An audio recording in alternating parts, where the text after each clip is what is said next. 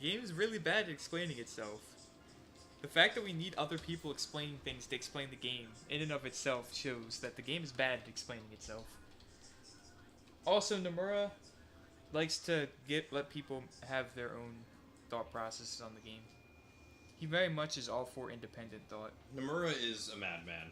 That's all there is to it.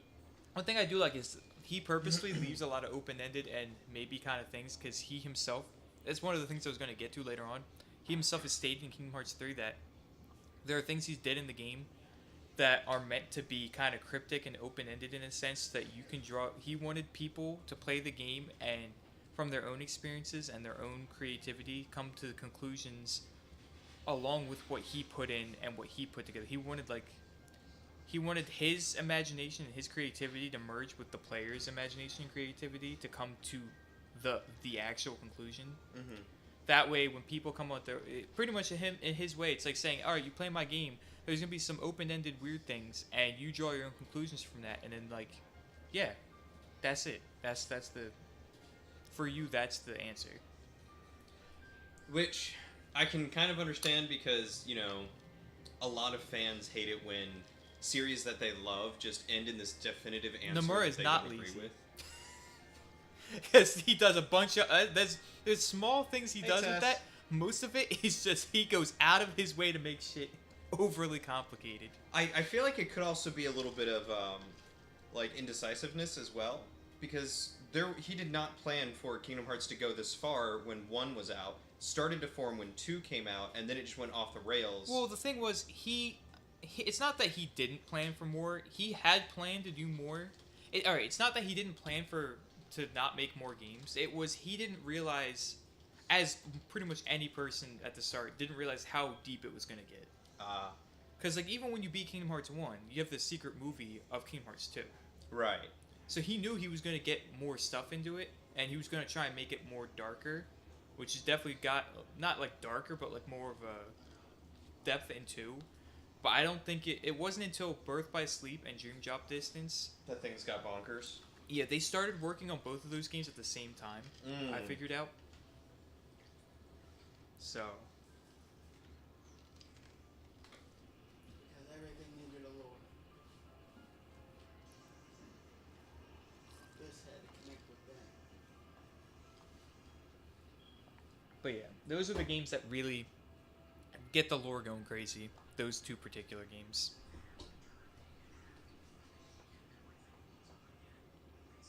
I just wanted to see our, Gotcha, yeah. I don't care Alright, about the preview window. I wanted to see this stuff down here. Yeah, I yeah. wanted to make sure it was picking me Yeah, up no, okay. yeah, we're fine. You might as well just go through and play somewhere. Because Kingdom Hearts is a thing where if you don't play the game and you just sit around and don't do anything, the game gets mad at you. Okay. Or the company gets mad at you. The company gets mad at Well, me. because they think you're trying to like just stream their music. Oh, I get what you mean. It's Okay. even in the thing, like you just can't leave the music running. And Gotcha. yeah, it's weird, but whatever. I guess you could just run around and do battle gates or something. Yeah, that's Or kind of just what I was gummy planning ship. on doing. Whatever. Alright, so quick recap. I'm not excited for Kingdom Hearts 4 because it's just going to confuse me more. Before Kingdom Hearts 4, we need to wait for the DLC sometime this year. Oh, yeah, I forgot Kingdom about the Hearts DLC. Yep, that's cool. Alright, so quick recap. Quick recap. You got your boy Sora. He grows up on some islands.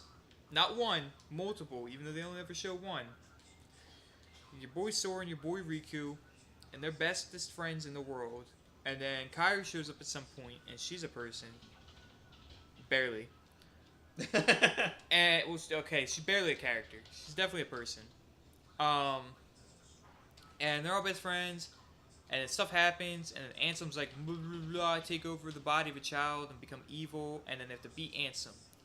And in Kingdom Hearts Chain of Memories, Sora loses his memories. Something about Naminé. Sora kills a bunch of people, and so does Riku. And Kingdom Hearts 358 Days Over 2, you can meet Roxas. Roxas doesn't know who he is. Huh? I said I forgot about 358 over 2. Yeah, you got Roxas, and he does his thing, and him and Axel are bestest friends in the world, and then Shion appears, and then they're all bestest friends in the world, and then Xemnas is evil, and then Roxas is like, oh no, Riku's like, Shion, you have to die so Sora can come back. Shion's like, okay. And Roxas is like, no. And then Roxas kills Shion. And then Roxas leaves. And then he gets attacked by Riku. And then Thank you. this. In Kingdom Hearts 2, you're Roxas. So uncomfortable. And then you go back to Sora. And then Sora goes through worlds again. And you have to fight with the rest of the organization that Sora didn't kill. But Sora doesn't remember because Chain of Memories. He forgot. And then he kills the rest. And then him and Riku live happily ever after on the islands. But that's not true. Because I'm recoded.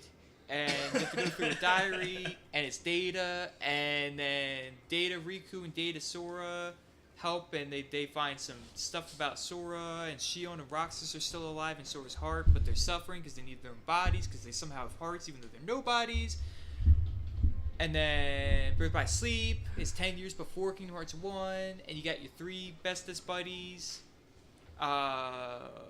Ventus, Terra, and Aqua, and there's Evil Master Xehanort. And he makes Terra evil, and then Terra gets possessed, and then Aqua gets lost in the realm of darkness, and then Ventus takes a nap, and then... Yup, he takes a nap for sure. Can confirm. And then Dream Drop Distance, Sora and Riku need to dream to become Keyblade Masters, but Sora goes too deep into his sleep and has an X on his shirt, so he gets tracked. And then Riku instead of going into the normal dream, he goes into Sora's dream, and becomes his Dream Eater and rescues Sora, and then they find out that the young Xehanort from the past the real Master Xehanort are turning the old organization into the real organization, which is just going to be 13 forms of Xehanort to fight the 7 lights so they can form the Keyblade. And then that leads to Kingdom Hearts 3. Wow, that was a very quick recap. Much better than those movies. Yeah, you don't need details, you just need the basic shit. Okay.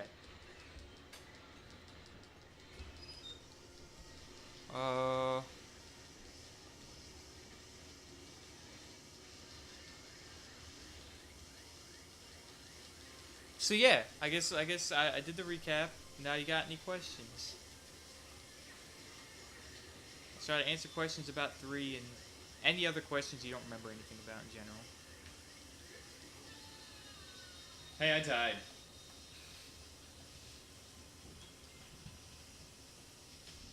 So, any questions I have about 3? Yeah. Okay. So we're just... Or even before 3. Just any questions in your mind right now about the games in general where you're just like, alright, this, before I go into any explanations. Okay. So, mainly, my curiosities about 3.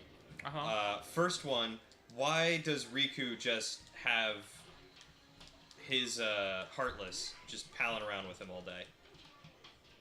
That's not as Heartless. But it's Heartless Riku. No, it's Replica Riku. Oh, it's... Okay, so why is Replica Riku's spirit just palling around with Riku? Because he doesn't have a body. So he's just possessed Riku? No, it's kind of like the Ventus Sora thing. Yeah, but he actually manifests himself and talks to him. No, because he's not asleep. Oh, so the reason why... It's kind of like...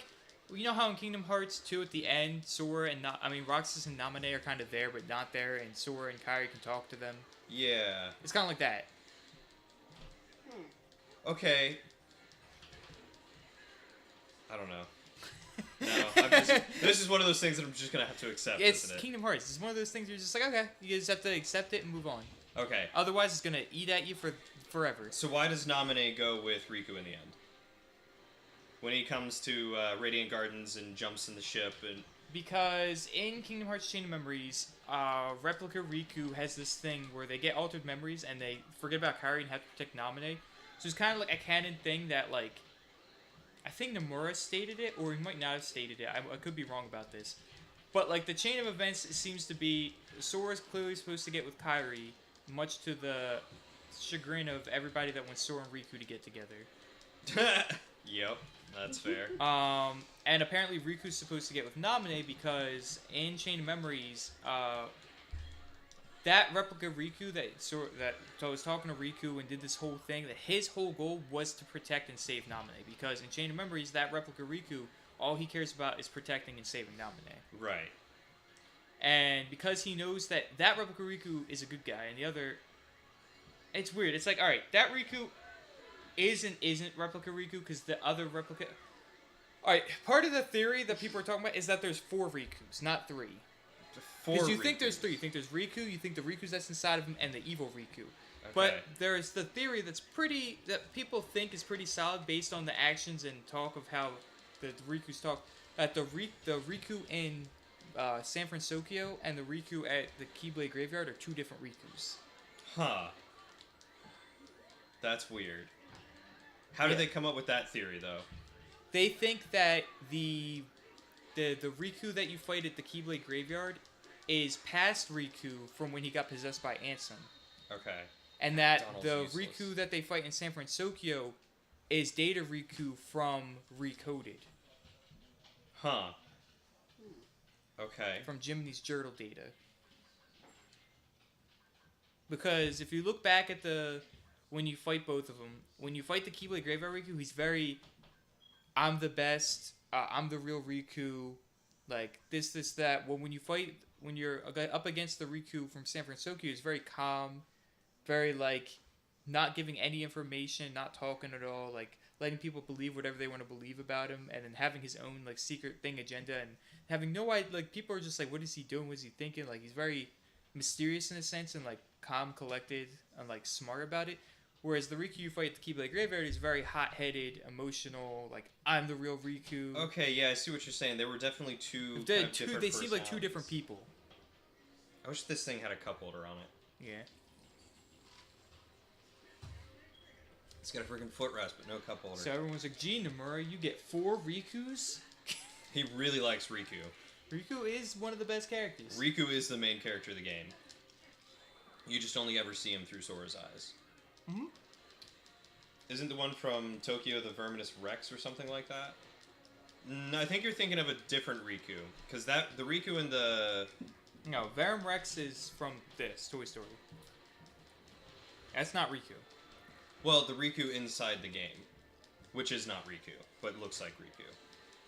Yeah, Verum Rex. Oh, is that what his name is? Oh, no, Yuzora. Oh, yeah, that's right. Yeah, that's a completely Wait, different no, Yuzora is Sora, isn't it? Because it sounds No. like Sora. Yuzora is the guy from Verum Rex.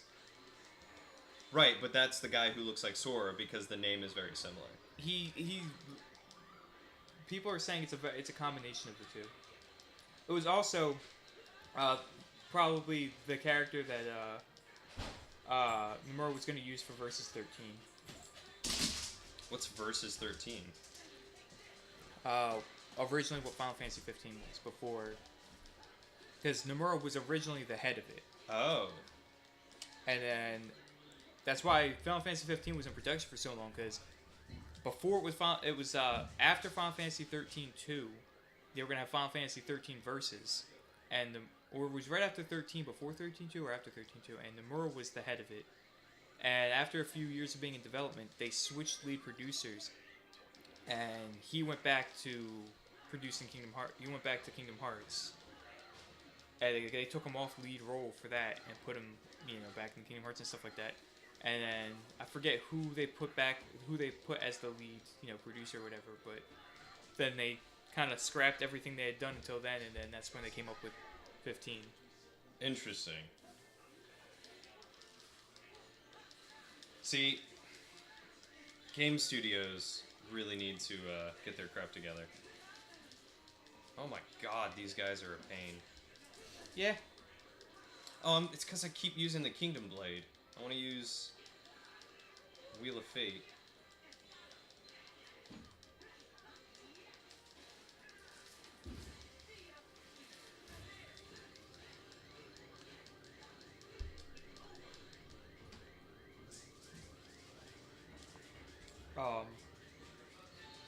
Nice. Okay, sure. Which battle gate is this? This is the one in Toyland. Well, Toy Story, yeah, but I meant like what difficulty level? I've never done. Oh, I any think it was a battle gate. 2-star? I think I only did one battle gate, which is back in Keyblade Graveyard. I think it's like the first one. It's like the least difficult one. Well, John was talking about one that if you do it, you level up like twice inside. And I didn't know if that was this one or not. Oh, I have no idea. Can I just leave? I think you have to die and then just quit. Kill me. Anyways.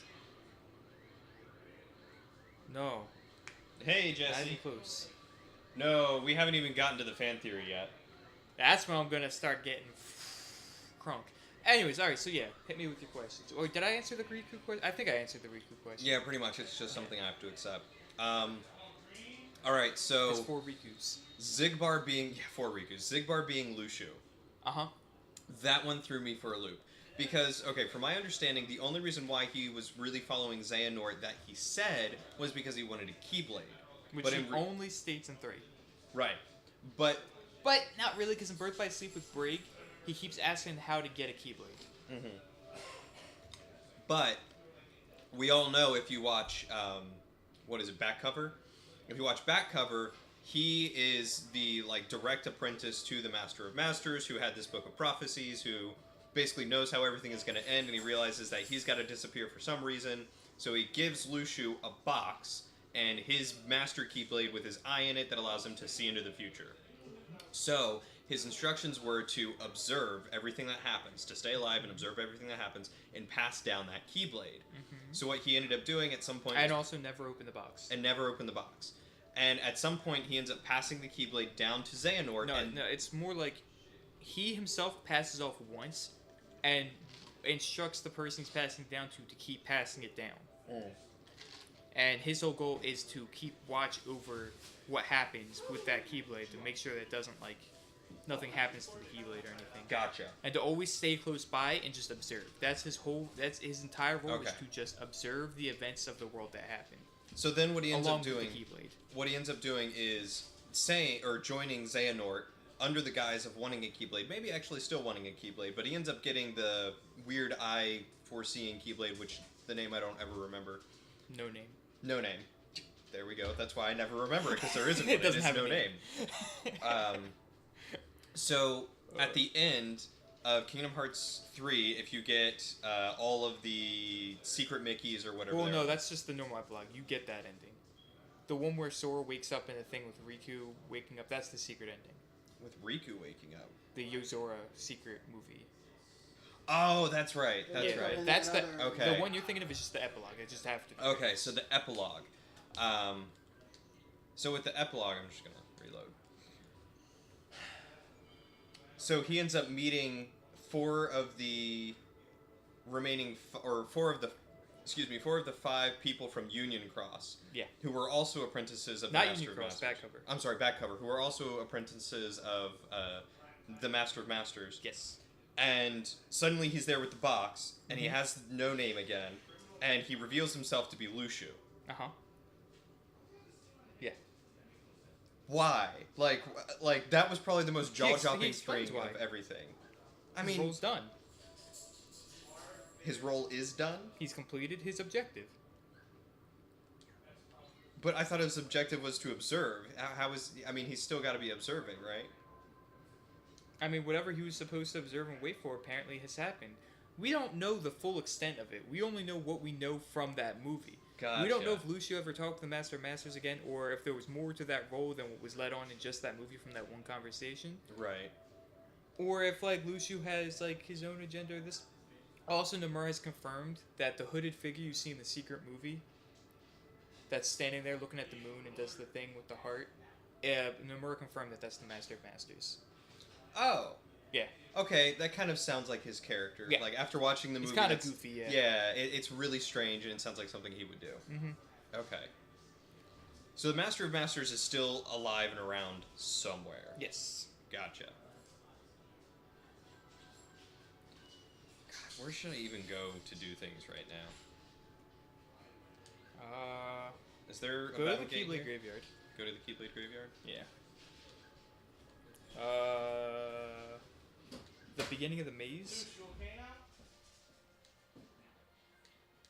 Nope, not that one. This one. I think that battle gate there is the first one. It's not too hard. I Fight a bunch of Heartless in the Dark World. think Lucio was without a book, wasn't he? Lucio didn't have a book? All of them had books. All of them had books. I thought Lucio was the one without a book. Because he was just told to go observe, and He might have had a book. He might not have. I don't remember. I thought he wasn't given a book, and then He might not have been given a book. I don't remember. Everyone except for It's been a while since I've seen back cover, but he might not have had a book. Was it Leopard Boy or Panther Boy? The leopard guy got a secret page. Yeah, he got the extra talking about the page. traitor. And did they ever really determine who the traitor was? Nope. Okay, I was gonna say because it felt like that wasn't clarified at the end. There are a lot of theories of who the traitor is, but no one knows because it was never revealed because Union Cross is still going. So are they assuming the traitor is actually from Union Cross and not of anyone from no, back cover? according to the book and how the Master explained it, one of them is a traitor. Gotcha. So they just don't know who or how they just don't or know why. who. Or...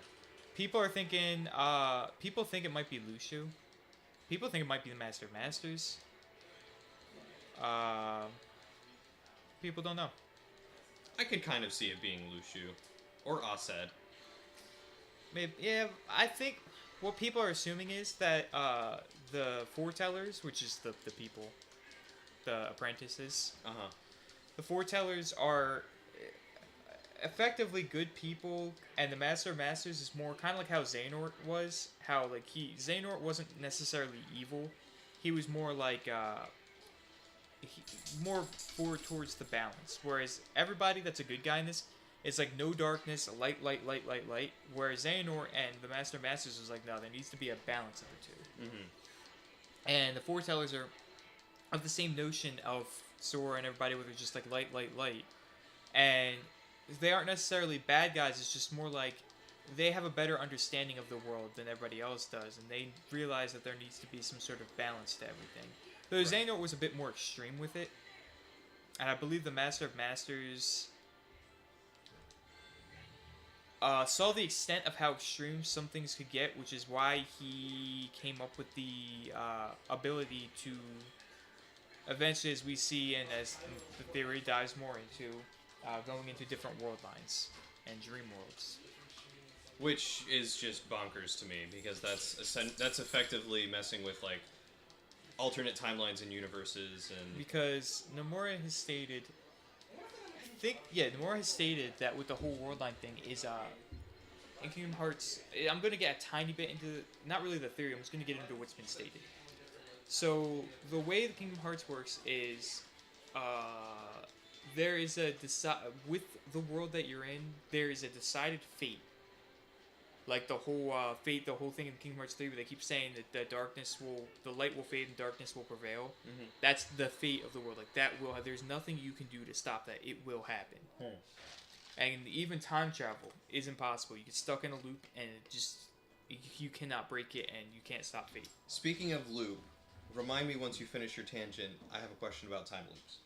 Oh no, that's gonna get explained in the theory. Not even in the theory. Nomura kind of has an explanation.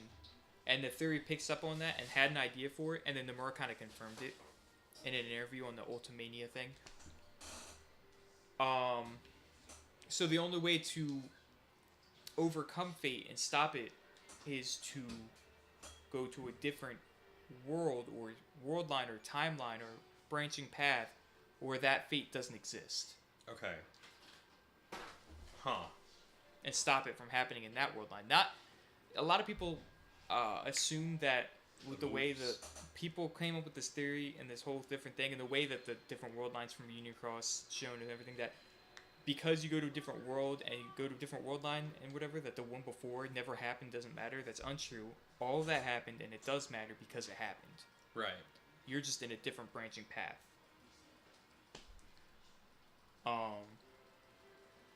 It's like, imagine Back to the Future. Oh, But like him I going realize what back you to the past and doing something, instead of him, let's say like go back in time, like Back to the Future, and stop your parents from having you. And instead of fading away and not existing, you still existed. You just created an alternate timeline where you don't exist. Right. So it's like the timeline you're on, it clearly matters because you still exist. Because in your timeline, you still exist and it matters. It still happened. But in that other timeline, the other world line, it didn't happen. Right. It's kind of like that. Okay. So no matter what, the timeline still exists whether or not you're in it. Yes. Yeah, okay, that makes sense. So I guess my question about the weird time loop was when you get to the Badlands and basically like everything happens and you die and like everyone loses and then I honestly, God, it was so convoluted. I forget what happens to the point where you're like, I'm back now. And you go flying through the darkness and Kyrie saves you and she's like, as long as I believe in you, you'll never disappear. And then that goes it heavy. repeated. That goes heavy into the theory side of it. Okay. So I don't really want to get too much into that yet, but the reason the loop gets answered like definitively, like Nomura states some stuff, and like part of the theory gets like pretty much confirmed. That part is definitely true. Okay. And then there are a lot of other things, especially involving Kyrie, that's very theory heavy. Okay. Something that makes her not a useless side character that just is the damsel in distress all the time? I wouldn't say useful character, but they give reasons for why she is what she is. Gotcha. What reasons did they give? It gets into the theory side, and I'm not going into that until I get drunk. Because it's a lot of stupid shit. Those screens essentially are Instagram pictures, Bruno. Hashtag Kingdom Hearts is light. Heart tag. Shut up, Axel. So anyways, any other questions besides that? God, I'm sure I do. Trying to think of some. So Ericus is the other heart inside of Sora. How does that happen? No, Ericus was inside Sora. Ericus was inside Terra. Ericus was inside Terra. Yes. But they mentioned that Sora had like 4 hearts in him. It was his, it was Roxas. He has 3 hearts in him. So then their vague allusions were Ventus, to... Shion, Roxas. Oh, Shion was inside of him. Mm-hmm. Okay. So then I guess the vague allusion to a him was probably Ventus then. Yeah. That they like touched on at one point and then someone was like, yeah, you totally got Ventus inside you. Yeah. Okay. And then how was Shion inside of him? That wasn't explained very well at all. Well, we all know how Shion, because she died and her heart went back to Sora's. What's more confusing is they never really explained how she came back and got her heart back and everything. But Nomura has stated that in an upcoming DLC story thing, he's gonna explain that. Oh, okay.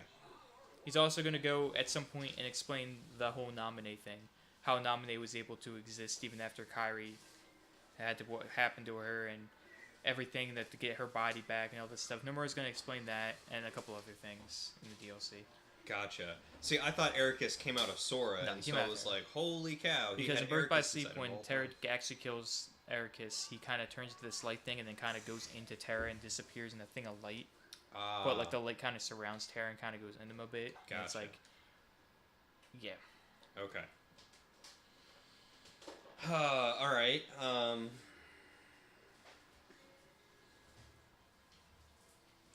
Any particular reason why Kyrie has the ability to somehow save Sora no matter what? I thought it said she was a princess of heart. It's not. The game, at least in the English translation, makes it very much seem like it's all just Kyrie. But in the Japanese translations, it's 2 parts. It's part Kyrie, but a much heavier part on Riku. So they make in the English translation they make it seem like the only reason Sora's able to exist after the whole thing that happened is because Kyrie believed him. When in reality, that was part of it. But a bigger part of that, even Sora even getting to the final world in the first place, was the fact that Riku instilling that belief that Sora didn't want to give up. Okay, yeah, that's fair, because he said it right at the end before he Yeah. got taken. Yeah. Alright. Alright, the whole in-between world with Charithy. What in the world was that? The last world? The final world. Chirithi explains what it is. It's the bridge. It's where, it's pretty much the end. Like, the end. Right. It's not like a normal world you can go to. It's literally where you go when you die, pretty much. And... Well, normally you just pass through and then you're dead. But sometimes people have some sort of lingering emotions that keep them there, in a sense, before passing on or stopping them from passing on. So like Terra, Which for Sora was that feeling, emotion of not wanting to give up. Okay. Another side question to that. Do you know who all the people were that he talked to or read about in there? No, those aren't really people you're supposed to know. It's more like alluding to the fact that they all have one thing in common. They're all there because they have this strong emotional attachment to somebody that's keeping them still there. Okay. And then the only person that you really know, I guess, is Naminé. And then I think one was... Strelitzia. Huh? Strelitzia. We all assume it's Strelitzia because it makes sense to be her. I thought one... Because there was one cutscene I thought There was that was one Naminé, and then the other one was that we don't know the Strelitzia. person's name. Everyone assumes it's Strelitzia because it makes sense. Gotcha. Because she talks about being struck down by somebody. And she's the only person, the Keyblade wielder we know, that was killed by someone and not, like, turned into a Heartless or Nobody or something, where was actually killed by someone. Gotcha. So how is it that she was killed but didn't end up making a Heartless or a Nobody? Because she was just straight up killed. Like, you only make a Heartless when you lose your heart, but not your body. Gotcha. Like, Cherokee explains that people end up there when their heart and their body perish at the same time. Right.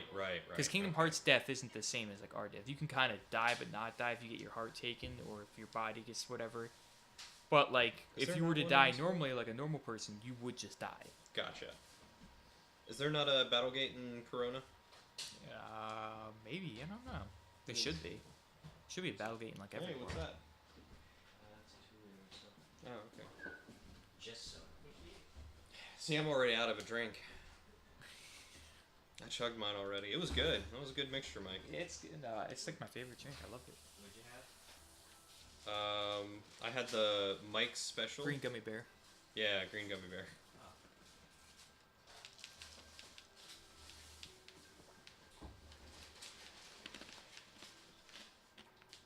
Alright, so might as well start getting into theory territory. So, remember the very beginning of the game? Where's this one? I have no idea. I had told you I haven't done the battle leads. Oh, okay. I just know they exist. Actually, before I get into theory territory, let's go over the secret reports. The secret reports. That's important. That's important. It has a important. That's reporting. VG Bits is live.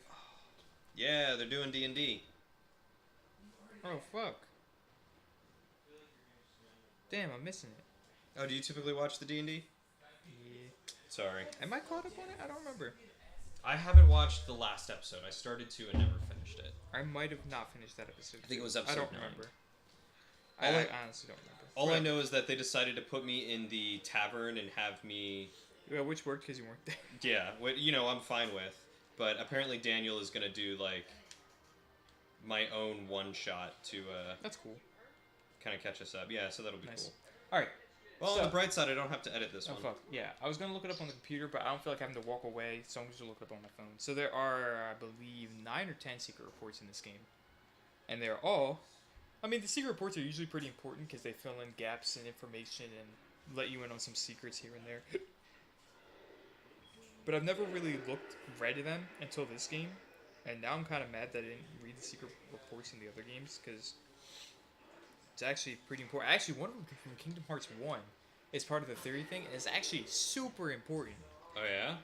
Yeah, there's a secret report in Kingdom Hearts 1 where it's Ansem, or, Xehanort talking about how he's found a girl. He knows how to, how he learns how to, when you open the door to the heart of a world, it succumbs to darkness, and soon it becomes to that. But if there's a Keyblade wielder, they can seal it and stop it. And how he has found a girl that he believes to be a princess of light, and he's going to use her to try and find the Keyblade wielder.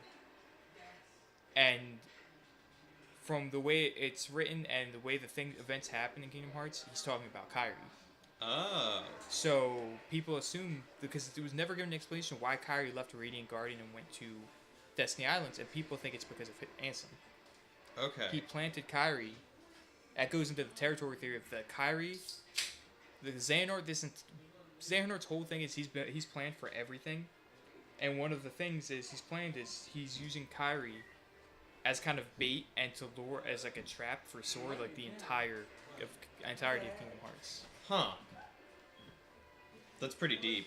Yeah. See, I thought they mentioned in the first one that the reason why she ended up leaving... Oh, there's John.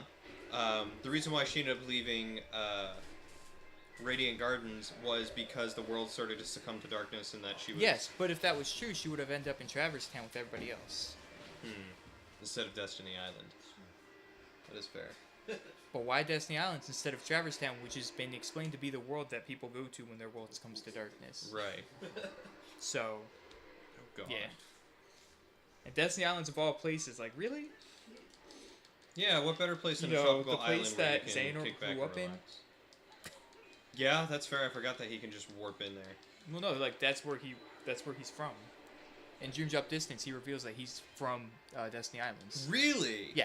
You missed that part when you were catching No, I me think up I explained it in originally. Dream Drop Distance. I don't think so. I'll explain to you. I'm not pretty sure I did, because it's part of the big reveal thing. Why he can time travel.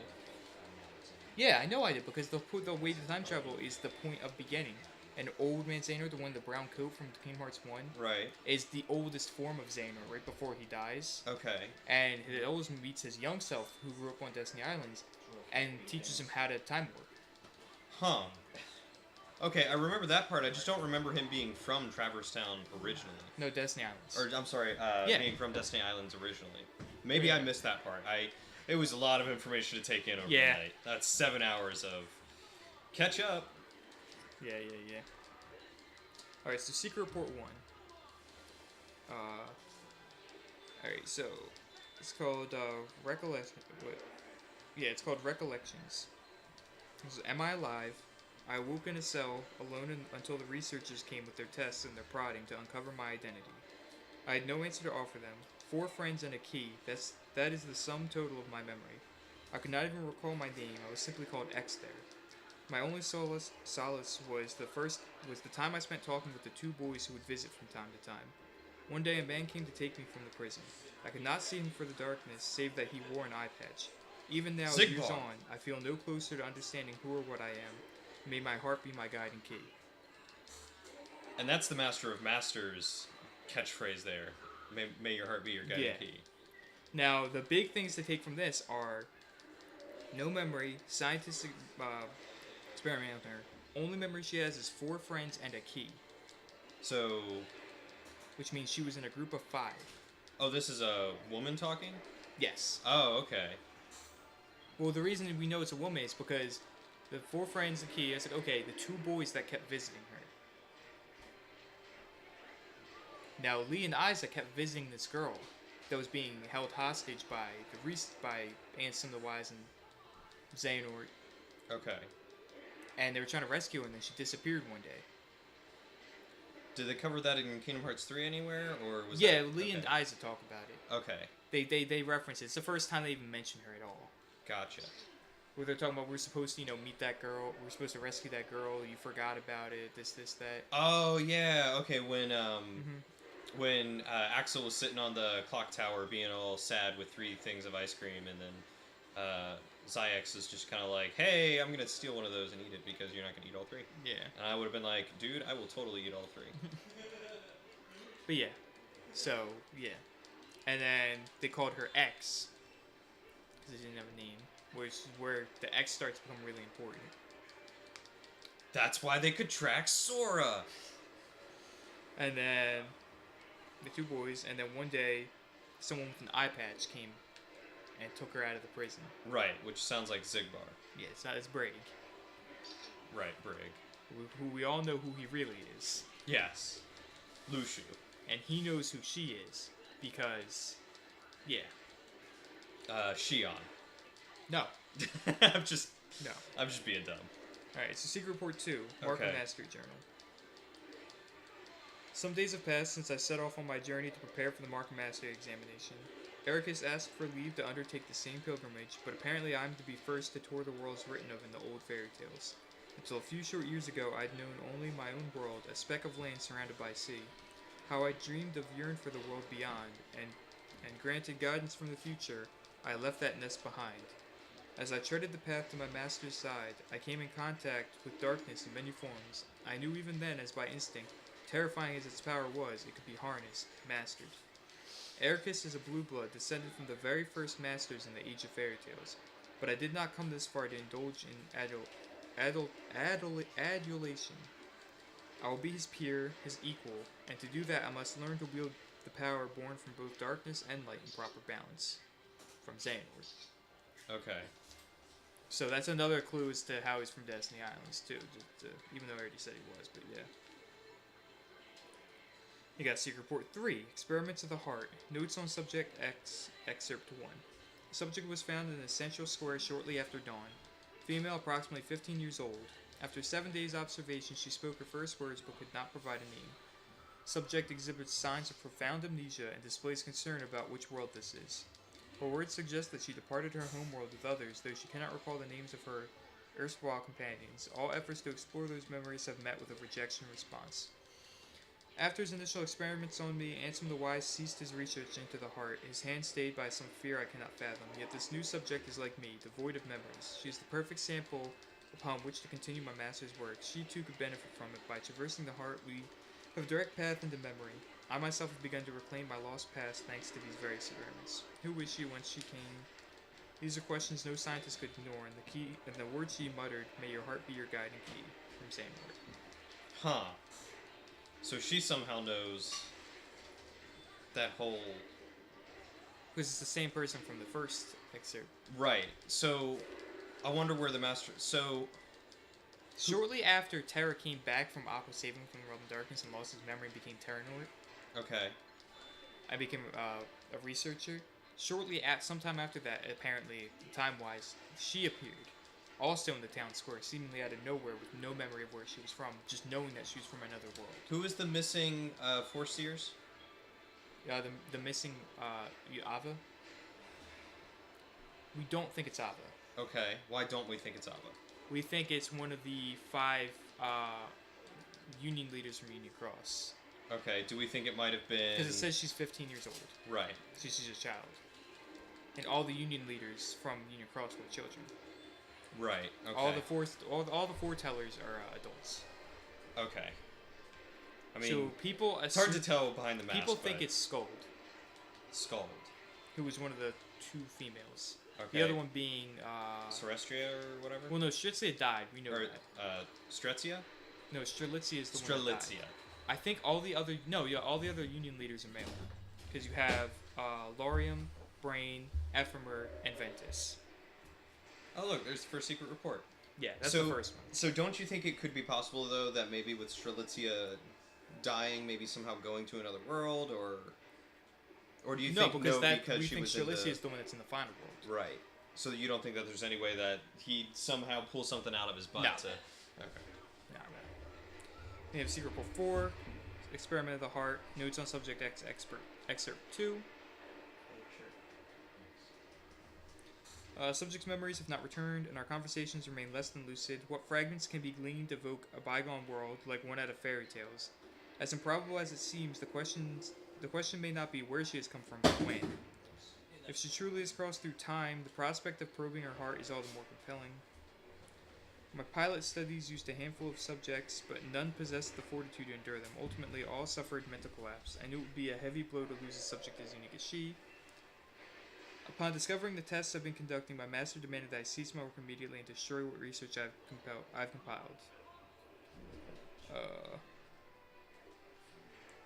What?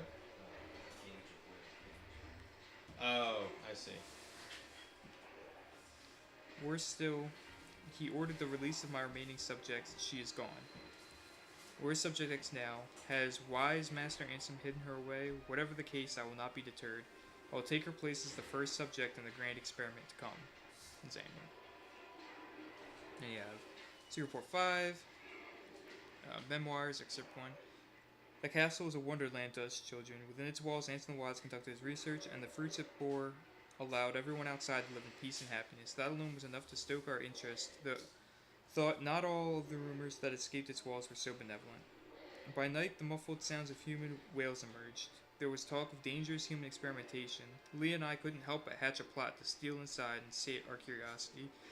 The 2 who stood guard at the gates were researchers themselves, though you wouldn't think it to see them, massive and barrel-chested as they were. And slipping past that duo was only the first hurdle. It proved one not easily cleared. We were found and tossed out on our ears time and time again. On the day we finally secured our entry, we descended the long spiral stair at the heart of the castle to find a dark space below it lined with cages. There wasn't light enough to see if they were inhabited, and we were in no position to call out to any occupants within, yet we could feel it, a definite presence there in the black. Terror washed over us, and we immediately regretted coming. But just as we turned to flee, we heard the faintest of voices. The urge to run was nigh overpowering, but someone or something beckoned us on. There, framed by a tenuous sliver of light, we found her. From Syx. Okay, so that was that Syx or Issa? Syx. So that was Syx. Well, it's Syx, Issa, they're the same person. Same person, but one's the nobody and then one's the... Yeah, but they note the person who wrote it as more of like... Just so we know who they are. Gotcha. Syx, Issa, basically they are the same person. Okay. Because if you say Issa, you're gonna get confused, even though you know who he is. Yeah. So they just go and So say excerpt 2 is Syx. more... Sure. I'm not going to read through all of them, but I'm just going to sum them up. Secret Report 6 is... Hey, John. Second half of that. Where'd you say this one was in Toyland with the army? No, it was the one you just did. The one I just did in Mount Olympus? Yeah. That's the one that levels you up like twice? If you use lightning on it, you just keep on using lightning and they die fast. Ah, okay. I'll go back there then. Sorry, continue. Secret Report 6, he goes on to him and Lee trying to find her and rescue her, but then they go in one day and she's gone. Secret Report 7 is Vexen's report. He talks about the replica program.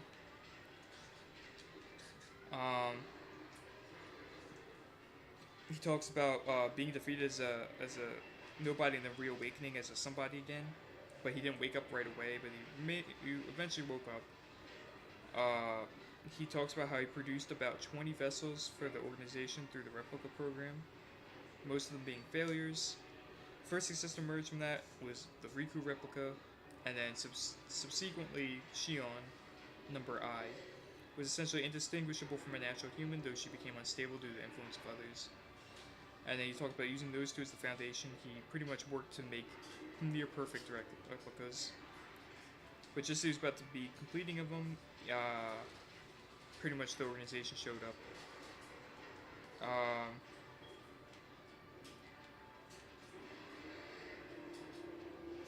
Yeah, he talks about how he thinks Xehanort is going to use his replicas for whatever his plan is.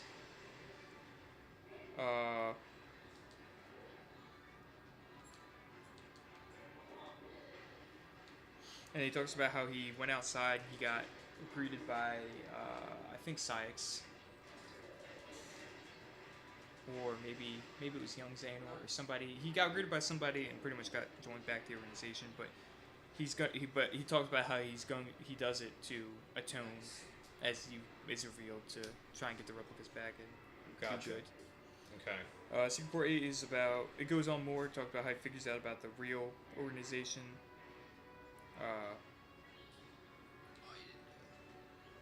What is he supposed to give me? It's one of the sticks with the ultimate keyblade. Oh, okay. He just talks about how he's planning to stop them from using the replicas and pass on a replica for the good guys. Gotcha. Okay. 2.9, I think I need to go change into shorts. It is way too hot in it is here. Izienzo's. I thought they turned off the heat. Turned up the. We did turn off the heat. The heat's not on. I don't know. I think I hear... That's the shower upstairs. Oh, that's the shower upstairs? Yeah. Oh, okay. I thought it was like air blowing through. I was like, geez, man. No. But yeah, the report from Ienzo talking about how there are three within Sora's heart are three pretty much boxes, each containing the heart of another. One holds Roxas, another holds a second heart that has been with Sora nearly as long, which is Shion. The third has held its heart for much longer, Ventus. These hearts have melded with Sora's no longer have voice of their own. Any attempt to mechanically extract them could prove as dire for Sora as would cause them to become heartless in the first place. And first, the vessel for each heart must be readied, then a spark of some sort is required to induce its waking. Obviously, the ideal solution is to restore each heart to its own body, but because of the two Shion and Roxas, they don't have bodies. And then the same is true for Namine, who doesn't have a body. But if they can, get alternate bodies, then we can bring them back. Pretty much he talks about how they have to get bodies for them. And then continues on in the second report that he's going to try and use the replica program, but he doesn't know how he's going to be able to do it. And then the Last 3 secret reports are very important. Just as important as the first 2. So Okay. Secret report 11. Observations. Put a pause on those. I need to go change into shorts because I am getting way too hot. Yeah. And then I don't know if you or John want to play, but I'll be right back. Okie dokie. I'll just run around some. We're taking questions now. Sure, questions. Hit me with them. I'll try and read them. I'm blind though. Will Yuki ever be Kyrie? Yeah, he does it in like every episode. Every episode. Will Ash finally get his wife? No. Oh. Will Sakura actually become No. useful now?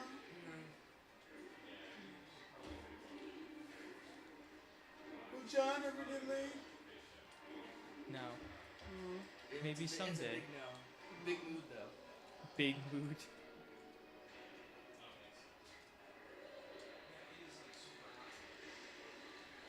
So do you think they're gonna make the DLC free or already pay DLC?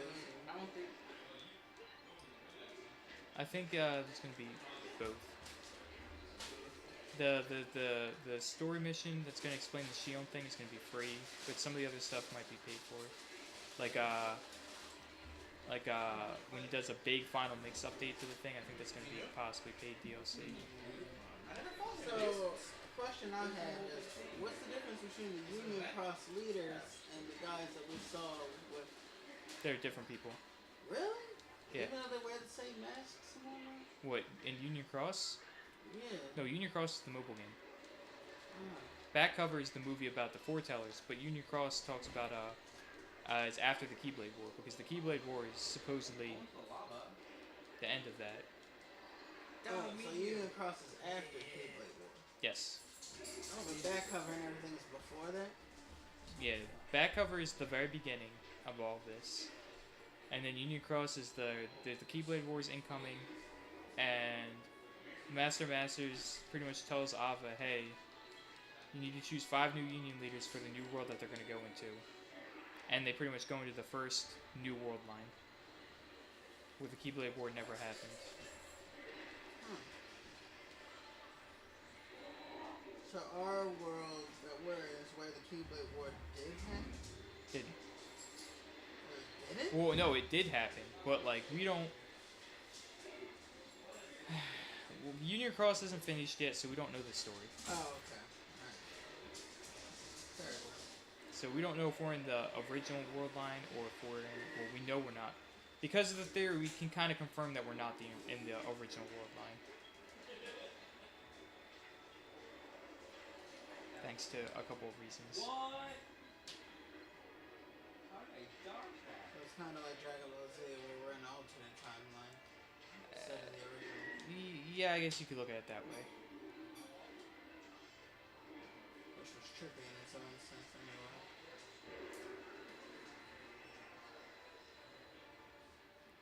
Boom, ba-da-da. Oh God.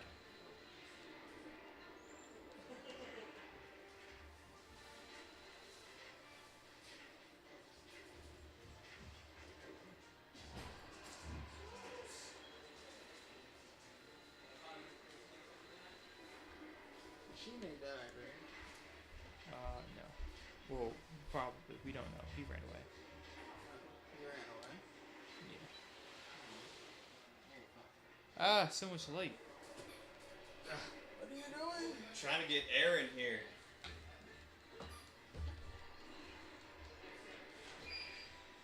You don't have a fan? No, I got a fan in here. They need one. You would always bring one from upstairs. All right. It's so nice downstairs. When I walk up here, it's just like humid and hot and ugh. Yeah, that's why I hate summer. You gotta Yeah. pull on. I don't blame you. You gotta pull on the jacket and mountain glare downstairs, so then when you get in, it's It is bad. Oh, yeah, I was reading the report too. Yeah, reports. I was just running around fighting things.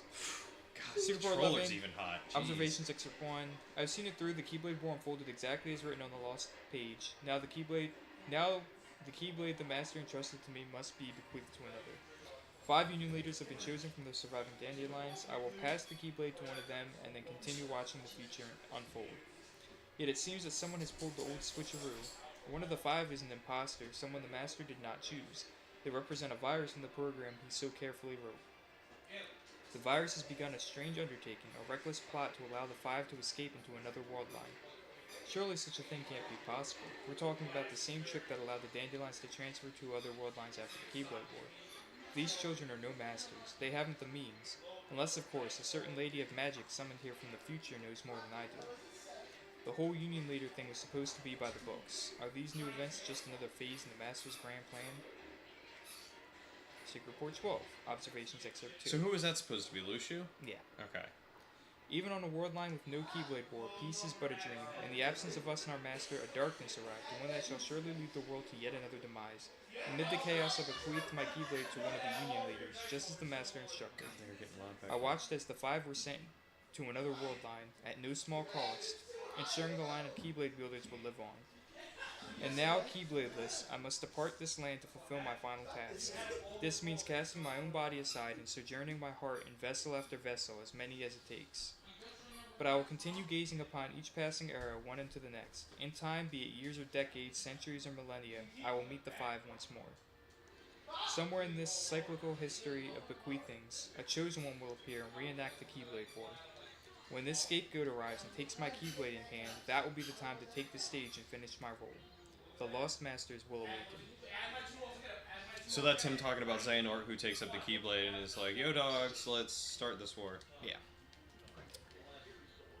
The last Secret Report, Secret Report 13, Observations Excerpt 3. It seems this body, this name will be my last. The lives I have lived over the ages could fill volumes, but for now I must focus on what matters most.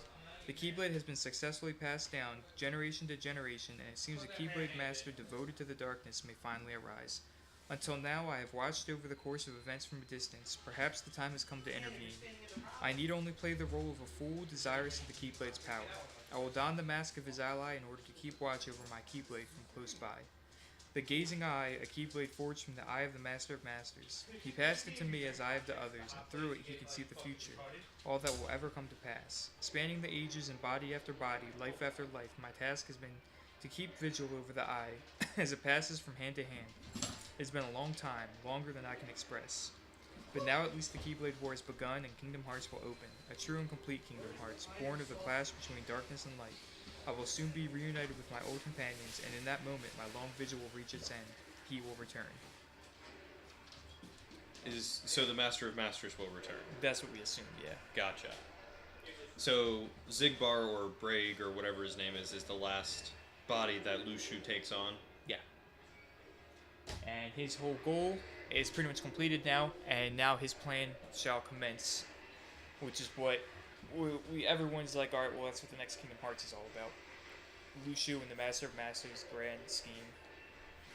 Now the question is Sora going to be part of that, or do you think Sora's going to Sora's definitely going to be a part of it. Do you think he's going to be like, let me try and stop this? Like, is it a bad plan? Is it a good people plan? assume that they're going to be the antagonists. Sora is? The Xehanort saga's over now, so there's no villain left. And then, bam, Lucia shows up, and the foretellers are back, and they're trying to get back the Master of Masters, and everyone's like, you know what? This is probably the next big bad guy we gotta fight. The people who have been... Xehanort's been controlling everything from the beginning, but, like, in reality, it's been Lucia controlling kind of everything, in a sense, from the beginning.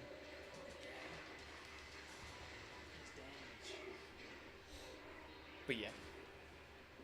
That's a lot to take in. That's a lot to question. It's a lot of damage. Yeah, it is. Yeah, Herc, you throw that 30 FPS rock. Feet per second? Yeah.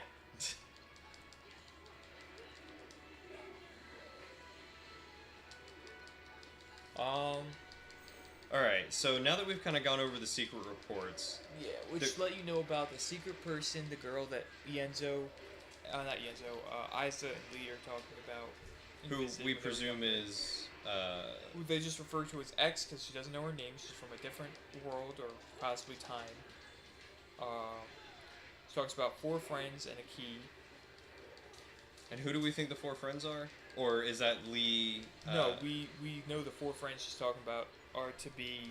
We think it's Skull because she's the only female from Union Cross that's a Union leader. Okay. Then we were pretty sure that it is Brain, Ephemer, Larium, and Ventus. Gotcha. Which leads us to Ventus. Yeah, the fact that Ventus is one of the leaders of Union Cross, and then all of a sudden also one of the people that is in this time space continuum. Yeah. Also, a couple weeks ago there was another update to Union Cross, story update. And in that update, we see that Ventus has a different Keyblade than the one we know about. And that Keyblade in Union Cross has been known to be a dark Keyblade. Okay. So people still don't know who the bad person is in Union Cross, or if even that bad person is really a bad person, because supposedly the person that's the virus that's stopping the plan that Lucia and all them are trying to construct may not be a bad person.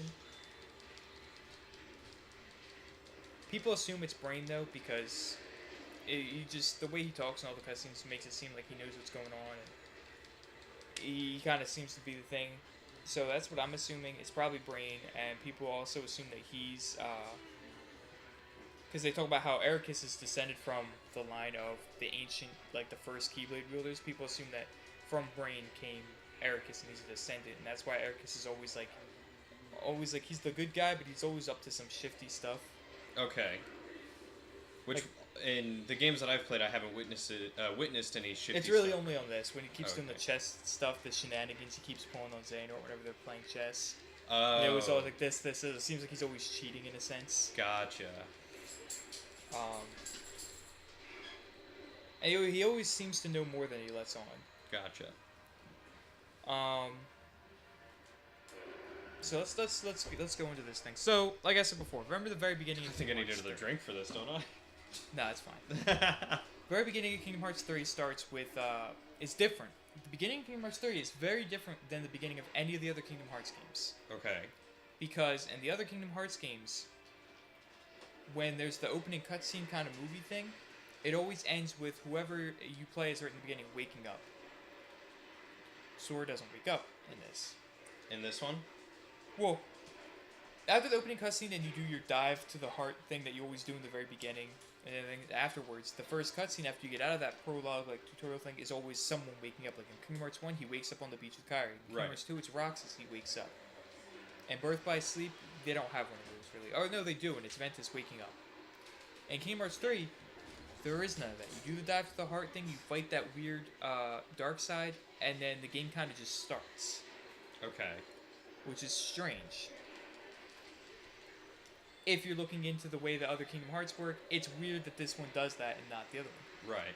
Now, people have done some research, and Nomura in the Ultimania interview has kind of confirmed, in a sense, what people are thinking. He has stated that what happens in the very beginning, that whole tutorial thing where you look through the memories, go and you fight that, is at the end. Not the very end of the game, but in a sense is at the end. Okay. That's all he says, it's at the end. Now, so it may not be the end of the game, could be the end of the story? No, what people have taken from that is the game we play in Kingdom Hearts, the Kingdom Hearts 3, the game that we play, is not the first time this has happened. Okay. The events of Kingdom Hearts 3 could be somewhat different from what we play in the first timeline.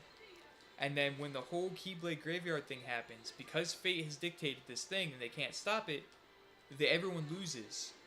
And Sora goes to the final world and does what he does. Kind of like how he does in this, when he goes to the final world and he's like, you have to do the dive to the heart thing, he does the unlock thing.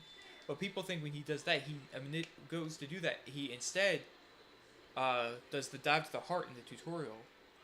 And goes through all that, and then goes and creates another world line.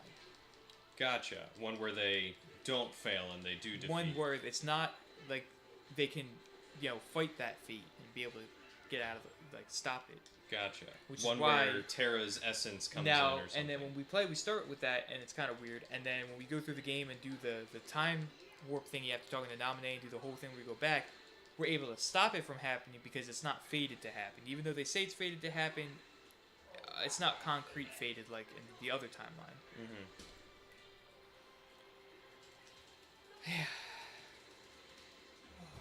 That's a lot to keep track of, man. There's also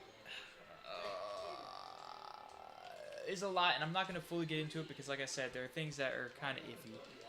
Like one of the things being that this is all takes place in a dream. Kingdom Hearts 3 or Kingdom Yeah, Hearts in Kingdom Hearts general? 3. Okay. The reason being, it's 2.9 is weird. Because when you are going through it, and then at the very end of the Hercules thing, when Zigbar shows up and he's like, he goes to say, "May your heart be guided key," he's like, "May your heart," and then it cuts off real fast. Mm-hmm.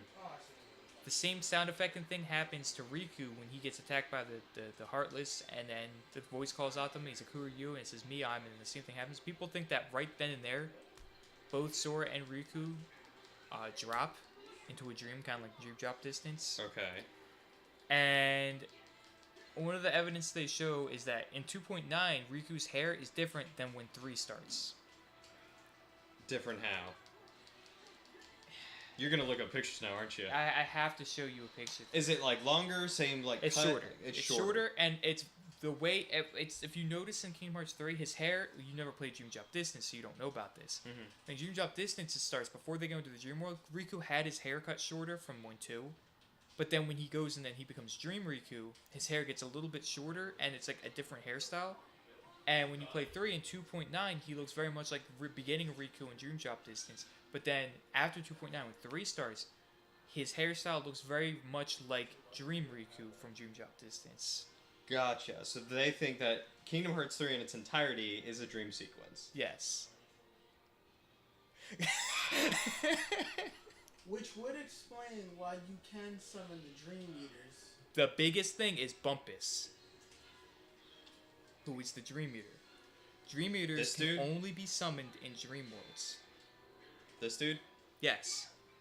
Dream Eaters cannot manifest in the real world. They can only be manifested in dreams. God, that is a big... And every other summon you have is not real. It's some sort of incorporeal version of who you summon. Simba's just a thing of fire. Ariel's just water. Stitch is a blurry thing. Wreck-It Ralph is just data thing. That's the only real solid summon. That makes sense. Hold on. I gotta wait for my mana to come back. Let me put Because down I this never weed summoned real anyone quick. else. Yeah. Mike, here, take this weed. I must be smoking too much. Smoking too much. That kush. That is crazy. So... Like, do Simba or Ariel. They're the real big ones. King's Flare or Sea Spectacle. Either one.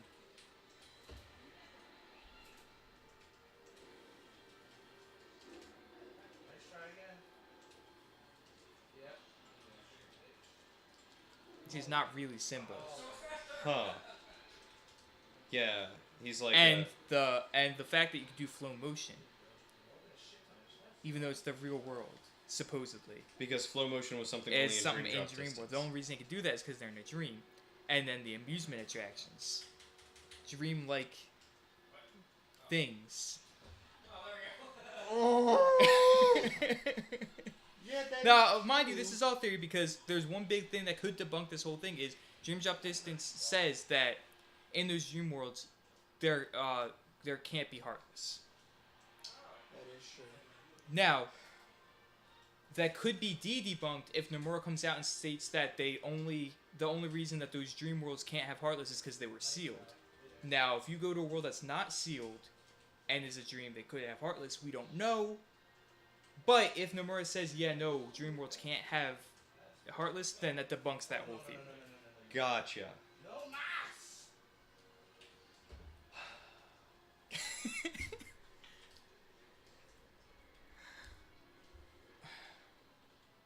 I mean, that's not the end of the theory. There's a whole thing with Kyrie. Okay, so how many other things are there in this theory that we'll end up having to cover? Probably just the Kyrie thing. Just the Kyrie thing. Okay. Wait, I got a question. By the time of Dream Drop Distance, did Sora know the actual identity of people like Ventus and Aqua and them, like what they look like? Or no? No. He has no idea. That's why when the Because Dream that Drop Distance might- is when they discover Ventus. Okay, so by Dream Drop Distance, he knows what Ventus looks No, like? Sora doesn't know who Ventus is until Yeah. 3. They fill him in on who Ventus is because Mickey all of a sudden remembers that he knows who they are. Wait, what was that? So that whole thing about Mickey at the end when they're just getting ready to fight the final boss. Mickey's like, oh yeah, there were 3 people I used to roll with. What? Yeah, they existed. I forgot to tell you about them, but that's a big thing that we need to tackle. Yeah. What? Why? They Because just tell Dream us Drop now. Distance, the final boss, is that when Riku goes to save Sora out of the sleep within a sleep, the darkness within darkness, he has to fight the darkness covered Ventus's armor. I love this one. It's the Crystal Snow is just so good though, especially for magic. And There's a lot. demons. There's a lot more in Oh, the that's So wait, theory. does that debunk this? Like- Should be doing this huh? for magic. Does the fact Yeah. that he doesn't know what Ventus looks like debunks this whole dream theory then? Because It doesn't. this He doesn't have to know technically is Ventus. Did an you dream. upgrade your Keyblades at all? Yeah, because if this is I all did, in- but I Alright, don't so- remember if I alright, did that so the after way the Kingdom last Hearts works is save or not. The brain and the heart, 2 separate different things. Now, because of these time things and these world lines, it wipes your memory, but the heart will always remember. That's like the biggest thing. No matter what happens, you can wipe your memory. They could take you to a whole different world, and like you don't remember anything, all this stuff. But the heart is more powerful than that, and that's what Xehanort's experiments with the heart were conducting, and succeeded in. And he remembered his past. He remembered who he was, because the heart will always remember. Which is why Sora, in Sora's heart, he always knows who Ventus is, because Ventus has always been there with him. Okay, so it didn't matter whether or not he saw him or not. He just automatically knew. Because he's always been in his heart. Okay.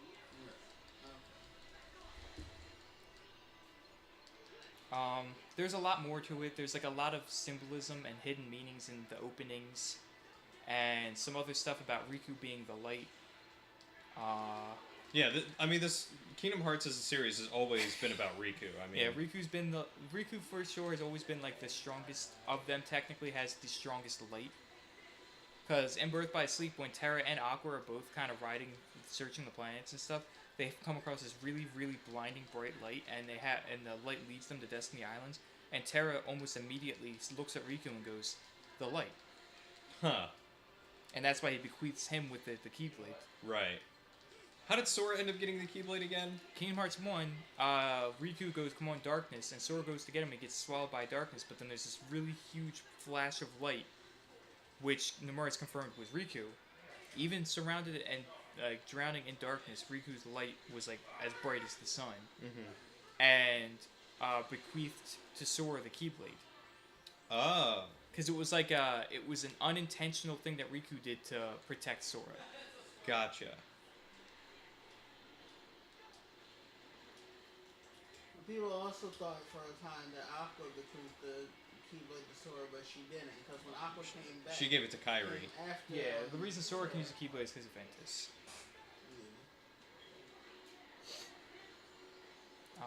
And also because of Riku. Ventus and Riku. It's gotta suck that the only reason why he's even important is because of his friends. Well, that's the Like, whole. even That's the being whole the main message of Kingdom character, Hearts. he's- Like Sora even realized that Sora is strong because of his friends. It's like the whole thing of like he has the power to be friends with pretty much anyone, and anime power draw strength and inspiration from that to become the main. It doesn't matter if your friends are stronger than you or have legacies tied to them. Yeah, you're technically the main character because your friends got you into the situation. It's like, yeah, I'm just guilty by association. Yeah, pretty much. So, anyways, so the Kyrie thing. So, like I said before, from that secret report from Kingdom Hearts 1, Xehanort apparently from the beginning has planned to use Kyrie to follow and find the Keyblade wielder, which turns out to be Sora. And but people was like, how did you find out? Remember that scene in Kingdom Hearts 1 when the door to the world of the Destiny Islands opens and Kyrie passes through into Sora? Mm-hmm. Bam! Since then, Xehanort's been tracking Sora. Huh. Because he witnessed that, I'm sure. Because Kyrie was how he was tracking Kyrie, and then when Kyrie's heart went into Sora's heart, bam! Oh. Xehanort can now track Sora. Gotcha, because he was tracking Kyrie. Yeah. That makes stupid sense. Oh wait, that would also explain why when you play Final Mix, he actually is at the same place where you defeated Maleficent in her dragon form and whatnot. This is after you beat Yeah, the the game final and is the whatnot. secret pass. And he was like, "Yeah, I just saw the other you." And so I was like, "What the hell are you talking about?" All right, shut up. Time to fight. Yeah. In the sea. Time traveling Xehanort. Why does everything have to go to time travel? Hey, Kane, thank you for the resub. For 18 months in a row. Jeez, you're starting to rival 2K, I think. That's right, Sebastian. So Kyrie. So yeah, he's been tracking Kyrie the whole time. He's like in the intro to Kingdom Hearts 3 when you see Sora, Sora and Kyrie and all this other stuff. There's that scene where they get back on Destiny Islands and they go to run up to each other and it's all nice and fine and all of a sudden there's dark and there's the purple lightning which is signaling Xehanort. So the whole reason people think that Kingdom Hearts 3's intro is supposed to be like a refresher and it sucks at that because it skips out on a lot of the games. When in reality, no, it's not supposed to be a refresher. Kingdom Hearts 3's intro is showing you Xehanort's viewpoint from the whole series. How everything has been going according to his plan and now everything's set up just the way he wants it to be. Gotcha. And part of that is Kyrie. Kyrie has always been just out of grasp with Sora, and every time he goes to get her and goes to rescue her, something bad always happens. Thanks. You've always been supportive. Thank you. Thank you very much, Couldn't Kane. save her at the end of 1. He couldn't even keep her safe at the end of 2. Yeah, he's always driven apart from Kyrie. Some odd fucking reason. Now, in that intro, there's a scene where you see the two white pieces surrounded by the black chess pieces, or Xehanort's, and the two in the middle are supposedly Sora and Kyrie, and you see it when they go into the Badlands, like, intro thingy, and they're raised up and they're surrounded. Another one is when it does a little dive spiral animation thing through all the different chess pieces, and the last one is the white chess piece of the star, which immediately goes to the cave painting that Sora and Kyrie have, and she's there. With the Papu because fruit. Kyrie is the star. Okay. The Papu fruit. Because symbolism from Shakespeare is Sora and Kyrie supposed to be star-crossed lovers. Destined to Gotcha. never meet. Parallels. Okay. Now, and it's God, also now I'm a little strange- depressed. I shipped it for so long, guys. So long. And another thing is, Kyrie, if people playing the game have noticed Hey, Terrell. that Kyrie is very different in this game than she is in the other games. Yeah, she In the other doesn't games, talk she's as much more bright, happy, like, yeah, you could do this, and why won't you let me in? This one, she's much more somber, much more, like, melancholy in a sense. And she's always like, yeah, this, but then she's kind of always got that, like, thing, where it's like, she seems like she's giving encouragement to Sora, but not in the sense of, like, she believes it, more to make Sora feel good, even though she knows something bad will happen. Huh. Yeah, she has seemed a whole lot less, like, I guess, energetic or enthusiastic about it. She, she's finally gotten to the point where she's like, dude, same thing's gonna happen. You can do it, but I'm just letting and the you know. reason is, it's not because of that. The reason being, people think that she's already been through this. She knows.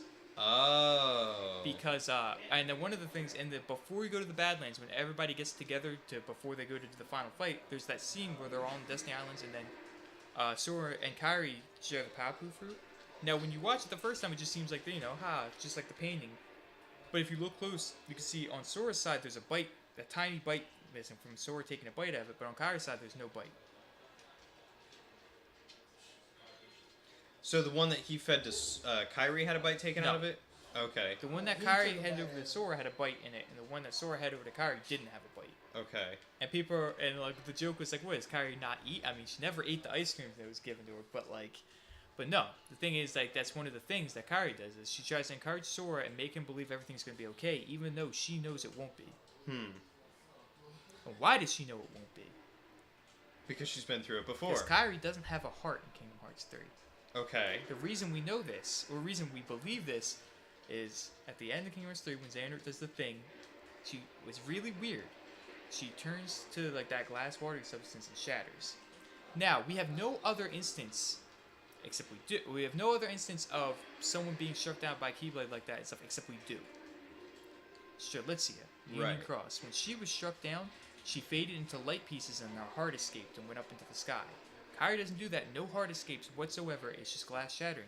You know who also died like that? Shion, who was a replica. So are we thinking that either this Kyrie or Kyrie all along was a replica? A surrogate Kyrie. And the reason people think that is because if you ever see Kyrie's hoodie, Yeah. you notice that has those ears? Yeah. You ever think those are cat or dog ears? You know, it would make more sense if they were Chirithy ears. God!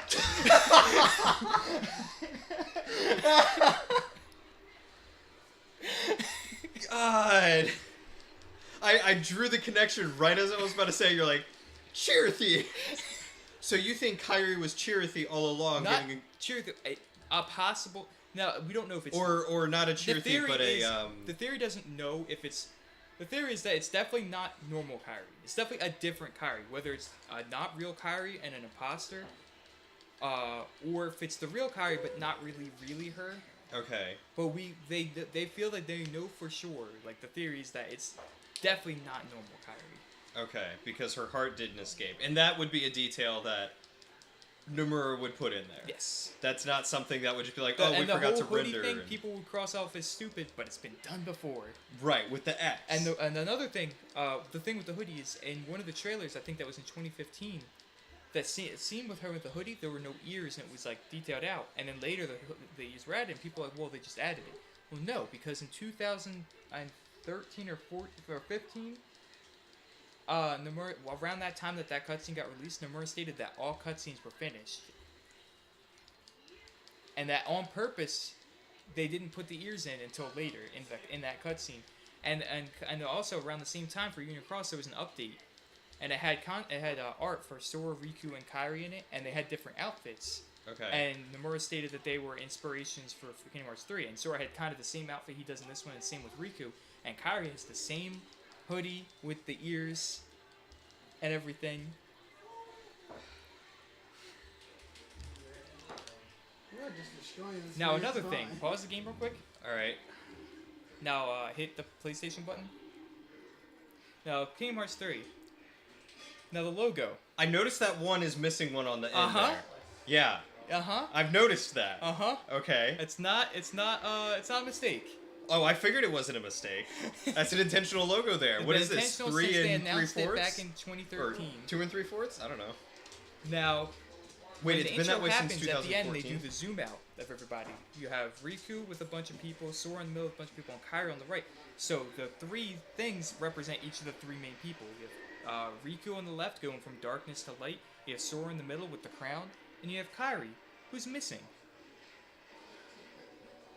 It's missing part of her because most of it's filled up and it's light, signifying what the Princess Kyrie of Light doesn't or have Queen any of darkness in her. She's a princess of light. Right, and then part of her is missing, the top.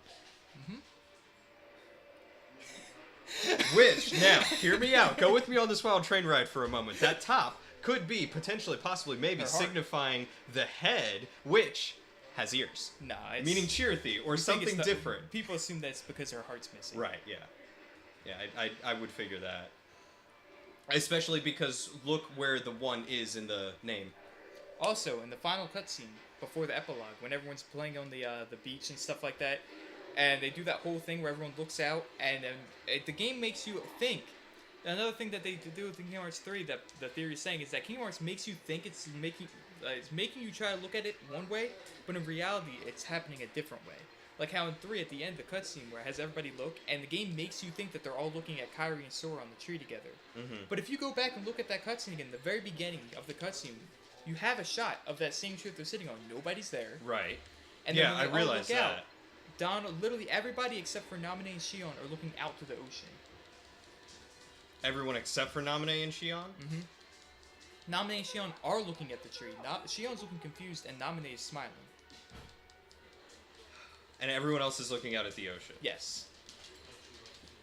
Okay, I honestly did recognize that because when they were looking out, I was like, but they're not even looking at the tree. They're looking at, and then I was like, but they weren't there before. I remember looking over there and being like, oh yeah, there's the tree where Riku kicks your butt in the first game. Yeah. And, I failed one time. Here, when we were behind the fucking comet. It was a total accident. I'm like, why the fuck So- did you attack? Also, rage form. Nomura stated that it's very important that this is rage form and not anti-form, right. because it encompasses all the rage that Sora feels. Now, why would Sora feel rage I'm like, if I do one attack, that was a pressure button. if in his heart he remembers losing all of his friends already? And constantly failing and losing Kyrie too, right? Like I could see that, especially with the whole last battle scene where they go through all that trouble and there he is, and it replays the exact same except for Terra's essence coming back in. Well, that's because of Naminé, but yeah. Right. Well, that's because of But Naminé. it couldn't have happened to defy fate unless the world jump happened. Which Sora then probably invoked. Because at the very beginning of the game, Nomura stated that that's what that was. Because he fell through and didn't So wake we're up. in the second playthrough of Kingdom Hearts 3. The Not whole the first game is the playthrough. second time through. So we're essentially playing through the memory of what Sora experienced before he went to... No. We're playing through the second world. We don't know what okay. happens in the first run through. Gotcha. So we're So the playing through first it the time second we time, which, lost? as far as we know, could Yeah. be the same up until that point where we lost. And they show us losing to bring us back, and then they're basically saying, at this point where you lost, you've come back No, through. that's all in the second run through. Because time travel to stop Oh, so something, the loss is actually in the time second travel run to through. stop will work in this timeline because it's not faded. And is that why Riku told Mickey not to use it? No. Oh, okay. Well, no. All right, it's weird. There are Also, certain- I did notice the lack of the stop magic in this one, and I was very upset. No, okay, so there are points in the game where people think, like I said, you know how I said before, hearts remember more than the mind does, Right. and sometimes that can be confusing. One of those things is, remember when they go to Monstropolis? Hold and on, they I just see- want to say, Kane said this lore is confusing. Good thing we have Mike. And I have to say yes. Very much yes. Remember when they go to Monstropolis and they see the Unversed, and Goofy goes, hey, that symbol, I've seen it somewhere before. Yeah. And then Donald says Unversed, and then Goofy says, oh yeah, the king told us about it. Now, it's been confirmed, Birth by Sleep, Donald and Goofy never left Yen Sid's tower, never ran into the Unversed or fought them. So why would Goofy say, hey, yeah, I've seen that before, and then go, oh no, wait, I never saw it, King Mickey told us about it. Okay, that was a little confusing to me as well. I was like, that Unless- seems really... Because in This a is the different second time alternate through. timeline, he's fought with Right. them. So he's seen it before, and But then he Donald... doesn't know he's seen it before. But he's like, wait, that's familiar, and then Donald's like, yeah, the king told us about it. He's like, oh, I guess I didn't see it. Yeah. Because in Or a the different whole thing with timeline, Riku he- somehow knowing what Mickey was about to do with the time magic. And that's why he told him not to do it, is But because Riku doesn't know he didn't knows. know, but he felt. Yeah. And he's like, wait, that's a bad idea, don't Uh-huh. do that. Because in a different timeline, Donald and Goofy fought with the king. on his In another journey to fight timeline, the everything in Unversed. the events of Kingdom Hearts 3 already happened. Though people think somewhat differently because of things could turn out differently because of different world line, different fate.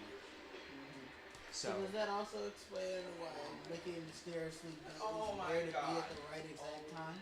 no, No. that's just a Mickey thing. Yeah, that's... It's just a convenient plot point. Yeah. Mickey's like Pluto in the second game. Yeah. Speaking of Pluto, what the fuck? How does that dog know to jump from world to world and just go wherever the fuck he wants? Because it wasn't Pluto. Yeah, it was Pluto, dude. Pluto's like, not a planet. Pfft, yeah, right. But yeah. You need a gummy ship to travel through worlds unless you're And another Pluto. thing, so here's one that people. All right, here's a point that somewhat supports the dream theory. So remember when? So, Mickey and Riku can get to the Realm of Darkness because they both can. Mickey has the Golden Keyblade, which is the Darkness Keyblade, and B both Mickey and Riku can use Darkness to travel, the teleport Right. and stuff. Mickey because he has the Keyblade. Okay, I was about to ask. Riku because And Riku he... can use the Power of Darkness. Right. Sora has neither of those things. And the only third way to get to the Realm of Darkness is to use the Power of Waking, which Sora didn't have. And then he doesn't realize the Power of Waking, they pretty much reveal, is with all of your heart trying to save or do something for somebody, like save someone or like help or with all, and like think about them and like traveling to their heart, this is that. So Sora unknowingly uses the Power of Waking to Riku because Riku's always been like the light for him. Right. So it's easy for him to unconsciously do that. But with other people, it was like, I can't do that. One of the theories also is that they should have never been able to save Aqua if this was not in a dream or a second line thing, because nobody has a strong enough connection to her to save her unless they were in a deeper realm of sleep, which would be closer to where she was because she was in the ocean of darkness. And in Kingdom Hearts, they've always tied water and bodies of water and darkness together because you drown in darkness. Sure. And the realm of darkness, that big abyss ocean, is like the deep darkness. Okay. This, that, the other. So when they go to save her, Sora's able to save her because they think the dream, being closer to her and being able to get to her, and the whole thing with Ventus's heart and Oh no. stuff. I don't know where they going. There's one right there. What you about to play? Smash with you. Um, I would play fighters, but I know like Going for the Switch? prepared. Nobody prepared. What do you mean I'm not prepared? no, the Switch is over there. No, Where is it? the white controller. Nobody's prepared to play me in fighters. GameCube controller. Oh, down you, here. you Okay. know me. I don't care. You're better than me. I don't know how you in your chest. Like, it don't matter. Well, see, that's what. Thank you. Mhm. It's gonna be hard to do. Like I don't have any chest. All right, We so- can box if you want. String drop distance. It don't Sora matter to has an me. ability called Link It is what it is. Link Block, Okay. where he's able to instantly teleport in front of one of his Dream Eaters and block an attack that they're about to get hit with. Okay. No, I'll ask. Now, in the cutscene where they're fighting Aqua, and Sora lands, and then Riku gets knocked to the beach, and then Aqua goes dashing at Riku, Yeah. and at the last minute the thing hits, and then Sora's there. Now, if you watch frame by frame, there is nothing in between Aqua and Riku before that last second bing, and then all of a sudden Sora's there. Now, it's been confirmed already that Riku is Sora's Dream Yep. Eater. So he's able to link block and just teleport in front of him to block that attack. That's the theory, yes. So it's not an anime thing, it's a legitimate game mechanic. God. That's the theory. Now, would he theoretically be able to do that in the real world? No. Because Riku's only his Dream Eater in the dream world. Riku's only Sora's Dream Eater when he's in Sora's Dream. Okay. I would give you the hands of fighters. It is what it is. And they think that 2.9 is the drop point. Right there, I played a little bit of this. Gotcha. Now, did you say that it's been confirmed that this entire thing is the second playthrough?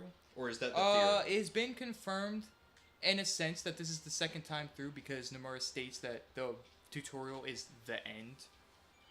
Okay. Because the Shirthi says the Station of Awakening, which is the very tutorial level, is connected to the final world. Gotcha. Okay. And that wasn't Sora's first time through. He's been through there several times. And Right, Sora's like, huh? So Yeah, you've done it and- before. When he was Yeah. dreaming. When he was sleeping. It's Yeah. sleeping Yeah, and... exactly, Terrell. Yeah, you're picking it up far quicker than I was picking it Yeah, up. so he's done it before. Uh-huh. Yeah. But Sora doesn't know he's done it before because when you do the New World Line thing, unless you But he have sees his prophecies and XP are bar. chosen through some things, you forget everything. Gotcha. Shut up! Oh snap! I have XP over here. I want to quit. Isn't this it? I don't want to be part No, of it's this a theory. anymore. This could all be not... Well, some of it is true. Most of it is theorized. It could be just not true. Yeah, a lot of it's theorized, but it is so But well there's founded. a lot of little small things here and there that add up that's just like, this could make sense, this could make sense, this could make sense, this could make sense. If it's all true, it's not one of those things where it's like stupid to be true. It's one of those things where it's like, it's stupid because of how true it could be. Right.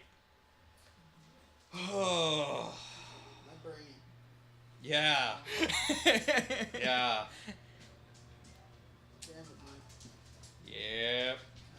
It's not my fault. I didn't come up with this. So Sora, despite having Ventus's heart inside of him, also, how messed up is it that Sora takes this picture of Aqua looking like kind of distraught or sad or happy, I don't know, and then just putting it up on his own Because Insta it's when they got Aqua out of the Room of Darkness. Oh, was it? Okay. Hashtag welcome home. Hashtag decade in the dark. Hashtag Destiny Islands.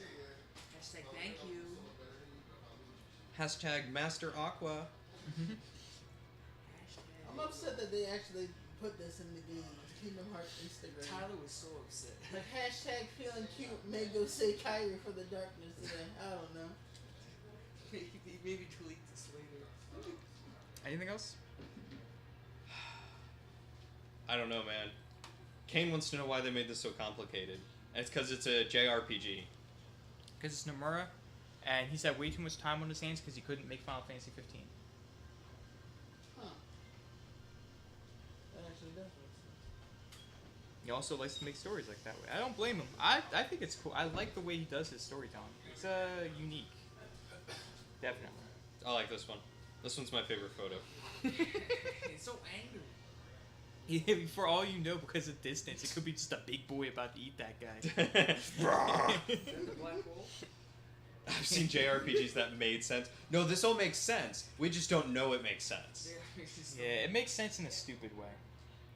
Like when you start putting 2 and 2, and by 2 and 2 I Oh, mean that's point pretty zero cool. 02 and Yes, point nice. 02 together. Get it? Because point 02 is a game. Oh yeah, 0.2, the fragmentary passage. Aqua Fragmentary Passage, where they explain why Mickey had no shirt at the end of Kingdom Hearts 1. Is that needs A to be very made important show. detail. Also remember, very important detail, Bumpus is his name. Bumpus is the name of the Meow Wow. But it's just called a Meow Wow. But his name is Bumpus. His name is It's Bumpus, very it's very important. Why is that important? Because he can't exist in the real world. That and the It's fact that they Dream made Eater. a game about a missing page and recoded just to tell you that all the people you're gonna save in Kingdom Oh, Hearts another are one, alive. another thing they talk about is the Winnie the Pooh level. I could have sworn I picked up so many more of these. Oh wait, there's the second page. So the Winnie the Pooh level. One of the characters you meet is Lumpy, the Heffalump. Okay. And Winnie the Pooh, it's in the books for Winnie the Pooh, it's stated that Heffalumps are only appear in dreams and as nightmares. And it's kind of weird how they just randomly decide to throw in Lumpy in Kingdom Hearts 3 in the Winnie the Pooh world. No context, no nothing. Just say, hey, I'm Lumpy. They've had years to have the Heffalump thing. The Heffalump movie came out fucking years ago. They could have had it in any of the other Kingdom Hearts games. They decide now to throw it in there.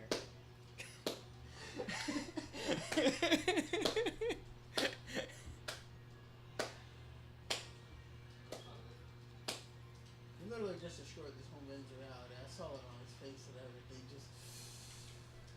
Yep.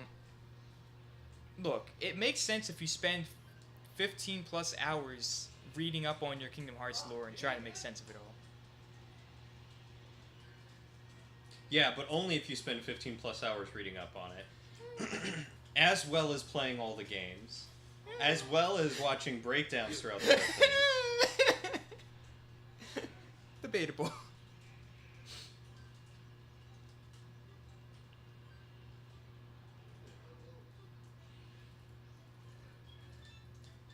You ran right into it. Oh no, you deflected it. I knew that. I've never done these games. They're so ridiculous, but I love them. It's like Destiny. Like the game Destiny, because Destiny's nowhere near the level of intricacy and detail world building as this is. Didn't you say you also wanted to do Dark Souls?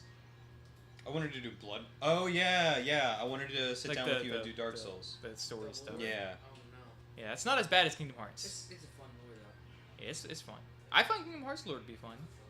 Oh, it's been fun. It's been Fun, really it's entertaining. complicated. It's just super complicated and convoluted. When you get down to it, it's like, oh, that's cool. Really complicated. No. There you go. Alright, Ah. Destiny lore is kind of like Dark Souls lore. It's not that it's overly complicated, it's just they don't outright tell you stuff, you just look at item descriptions. This is how Dark Souls is too. It's not overly complicated, it's just we know that people don't want to have to sit through all this stuff in these cutscenes and lore like in Kingdom Hearts. Play the game. So instead, we'll just throw a bunch of item descriptions so you can piece the story together yourself. I mean, Kingdom Hearts is like the opposite though. It's more the story. Yeah, no, Kingdom Hearts is the opposite. The story is right in your face, whereas in Dark Souls and Destiny and games like that, it's more in the background, and you can go about it at your own pace, or you can just not really invest yourself in it at all if you don't really feel like it. And it doesn't really matter. You can just say, I fight these guys because I feel like it. Bam. Oh, is that game over? Yeah, that one's over. Ah. Was it a good score? I couldn't really tell. But, 84? I don't know if that's good or not. I don't know. They're just games. They don't really matter. Hey, first place. Yeah. Mickey's prison escape. Mickey went to prison? Mickey's hardcore, man. Mickey's done Man, a lot of it's shit. in In the his, show. Mickey's done a lot of shit in his older days that the Disney wants you to forget. Yeah. So did Donald Duck.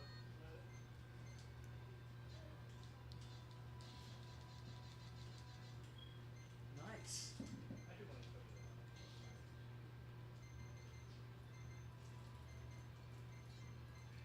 Nope. Got caught. He saw me.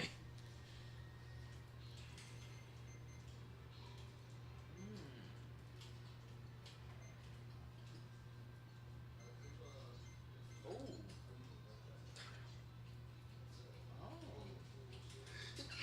Bless you. Thank you.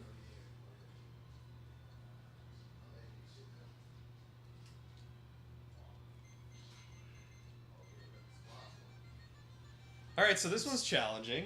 Yeah. Very challenging. Say I buy a book, but to know what happens,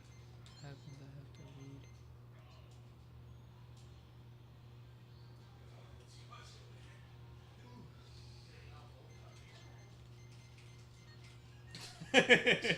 Just make a break for it.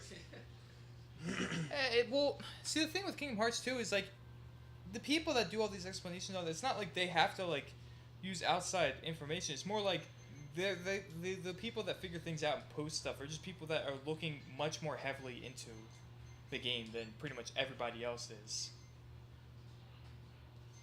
Which, like, some people like doing that. And that's on them. Alright. Ooh, he cut Good me for off. them. Yeah, They I forgot enjoy about it. that. They enjoy the game a lot and want to make more sense of it. I want to say the reason that people do that and the reason that it takes so many people to do all this and stuff like that is because Kingdom Hearts, to an average person, the way that the story describes itself doesn't explain itself very well to. I hate saying this phrase, but to the casual audience. Like, if you're a casual, like, Kingdom Hearts is not very lore friendly to you. Like, just a casual, like, oh, just play through the game, do whatever. Like, no. If you want to make sense of all the shit, like, you can still play the games and enjoy them. It's going to be kind of confusing and be like, whatever. But if you really want to get to the nitty gritty of the game and know everything, it's. Yeah, I think my biggest complaint with Kingdom Hearts and how they had it set up was that you almost had to play all the games to get a lot of this backstory for 3. I don't mind that. I blame the I- marketing team for not selling the other games very well. I don't know what happened. I blame the marketing teams for not selling the games very well, but I also blame Also, the hi, fact John. that you had to get it on, what was it, 3 different systems? That's why I blame the marketing team, because Yeah. it was the marketing side that decided to go with all the different systems, and they also didn't advertise them very well. Yeah. Yeah, they Hey, did. John. Yeah, I think... Not you, John. That John. Thanks, John. I honestly hadn't heard of any of them except for 355 over 2 or whatever it was, 356 over 2. 358 days over. 358 over 2. And Birth by Sleep, and then Chain of Memories. Those were the only 3 other ones that I had ever heard of. I eventually heard of Dream Drop Distance, and I don't recall any of the others. The thing that made me upset was you started Kingdom Hearts on the PlayStation, and then you immediately ported your Chain of Memories to the Game Boy Advance. Now, all the while really they're weird, yeah. keeping the final mixes in Japan, not only did they come out with Kingdom Hearts 2, they released Kingdom Hearts 2 Final Mix and Chain of Memories as a 2-disc set for Kingdom Hearts 2 Final Mix, all in one package for the PlayStation 2. Mm-hmm. Yeah. Because then they had you play Chain of Memories on the PS2 just to unlock all the extra characters on your memory card so that you could then port it to your Final Mix version of 2 and play all the other organization members.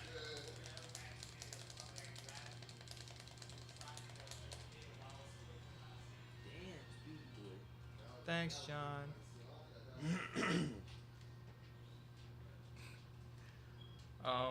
But yeah, that's Kingdom Hearts. Oh, I changed the game mode with R1. It's really weird. It's like, hey, there's a thing, and maybe this is a thing, and maybe that's a thing. And it's all up to interpretation. And like I said, Nomura even said it's very much up to certain. He wanted to make a game where the fans. I forget the exact wording of it, but in an interview for 3, he wanted to make a What? game where fans could participate more. And I feel like Kingdom Hearts 3 is a good example of that because people could very much, like...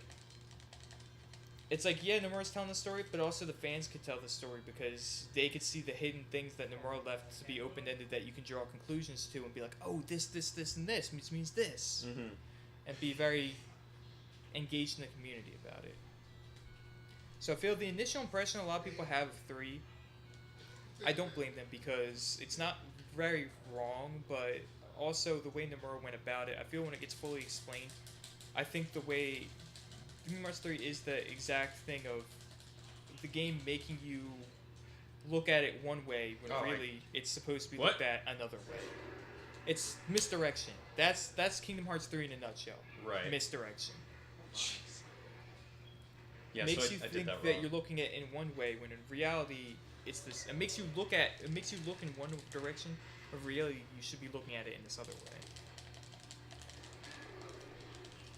And it's really good at doing that.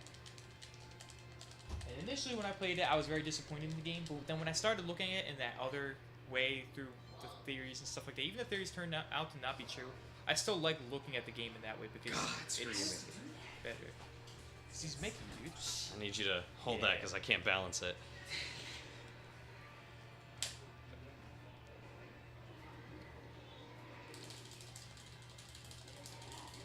Do you think they should have added Final Fantasy characters into 3? People just want Final Fantasy characters for the game aspect of it. It doesn't add anything to the story because Kingdom Hearts 3, honestly, is the only Kingdom Hearts game where the Disney worlds actually do add to the story. People think they don't. They do. How so? Look at every single world and look at every Disney world you go to, and then just look at what the game, what that world, the message in each world is telling you Wait, about. if it's a dream, does that explain why there wasn't any Final Fantasy characters in it at all? Could be it too. Also, look at Toy Story. Toy Story isn't the way the Toy Story is set up is an exact replica of how Traverse Town was set up in Dream Drop Distance. The fact that the world was split in two, and there was a reality shift, and also the Gay Blade. Did you say the Gay Blade? Yeah, remember when Sora and Riku come together and make that Keyblade thing and attack Aqua with it? Oh yeah. They do that that's called a reality shift, which can be done in dreams. Only? Only in dreams. I mean, it's never stated you can't do it outside of dreams, but in Dream Drop Distance,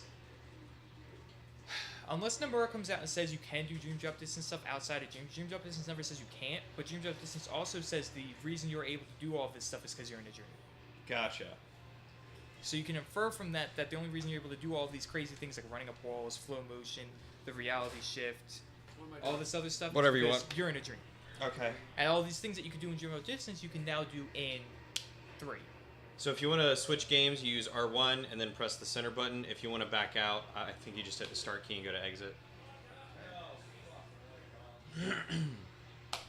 So then there's a lot of very strong evidence in this game to indicate that it truly is a dream. There's some compelling evidence, but like I said, it all hinges on the fact that Nomura could easily just say, no, Heartless can't be in dreams, and then it debunks the dream theory, but the part of the theory that says it's in another world line is still pretty true.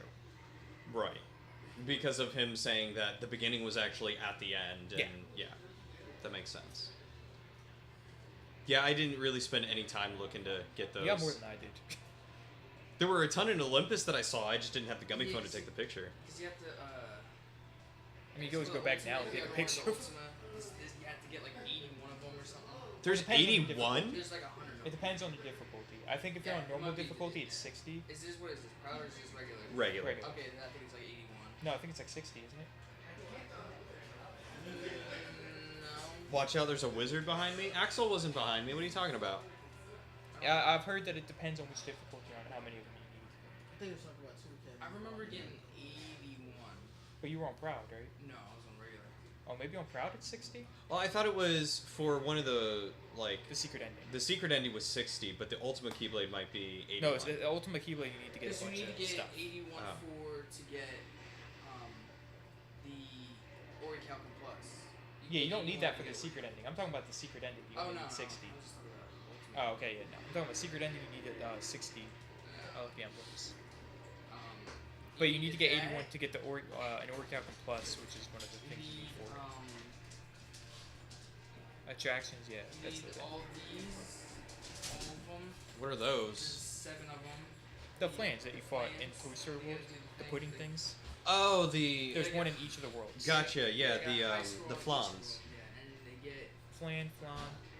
and it's like 20,000 for each. Like you have to get 20,000 points. For it. Gotcha. And then there's, It's like any other Kingdom Hearts. You have to do some shit to get the Ultimate Keyblade. I think the only one that you didn't really have to do that in was the first one. I don't And remember you still have to there go being- around and do a bunch of stuff to get the materials to make it. Yeah, I remember having to farm the materials. Well, that's what you do in this one too. The reason you do that is they give you an Orichalcum Plus. Gotcha. Everything else- But at least they give you a mini game to like do it with, and it's more entertaining. Yeah, in Kingdom Hearts 1, it's a lot of go here, do this thing, find this off thing. Though a couple of them are do this things with the mushroom people. Kingdom Hearts Kingdom Hearts 1 is 1. the only game where you actually go underwater just to release a chest Underwater. to find Okay. 3 Dalmatian puppies. No, you reminded, thank you. Underwater. Okay, in every Kingdom Hearts game, you use Donald's magic or else you can't breathe underwater. Kingdom Hearts 3, the beginning of Pirates of the Caribbean, you go into the water, you almost drown. Then out of nowhere, all of a sudden, in the middle of the Pirates of the Caribbean thing, and in the final fight against Xehanort, breathe underwater. No problem, no nothing. Donald doesn't use his magic, you're just there. I thought it was weird that I suddenly had the ability to Dream. breathe underwater. In a dream. You go I underwater thought it and was, dream up distance, and you can breathe fine because you're in a dream. Because it was either you changed due to I the... think the comics actually explain that when you read the Kingdom Hearts like manga books. series or manga? whatever, Yeah, there's a it's manga. Donald's magic specifically that allows It's you to breathe Donald underwater. activates his magic while you're in the gummy ship before you go down into the world. Well, it's And explained in that's- Kingdom Hearts 1, but they made the manga. They made a manga for the story of it for people who want to read just the story that follows the games. It's not like it adds anything extra. Oh, It just okay. follows the storyline of the games, and they explicitly state it. They state it better in the manga, the story thing, than they do in the game. But even in the first game, it's stated that Donald's magic is how they're able to change their appearance in all Right. these worlds. And Yeah, do in some order to stuff. keep the order of everything and... Well, not just World but yeah, Order or something and it's like that. Donald specifically that's doing all of this. Like when they go to Except in Halloween this Town. game, it wasn't Donald specifically doing it. Every time they came to a world, they were just something Well, no, new. Donald was doing that. No, but like they would Oh, walk they in- didn't change their appearance, yeah.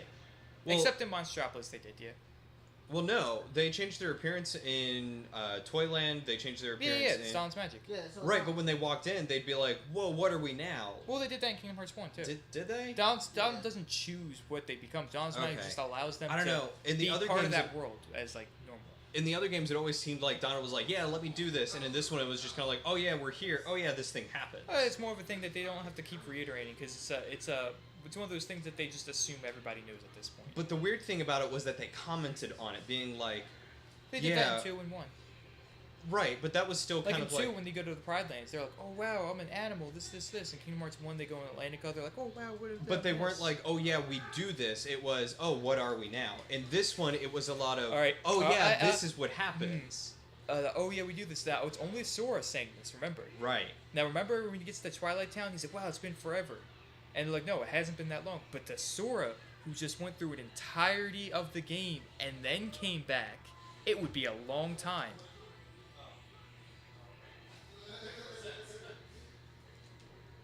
And that's my case point here. is And the- it gets explained.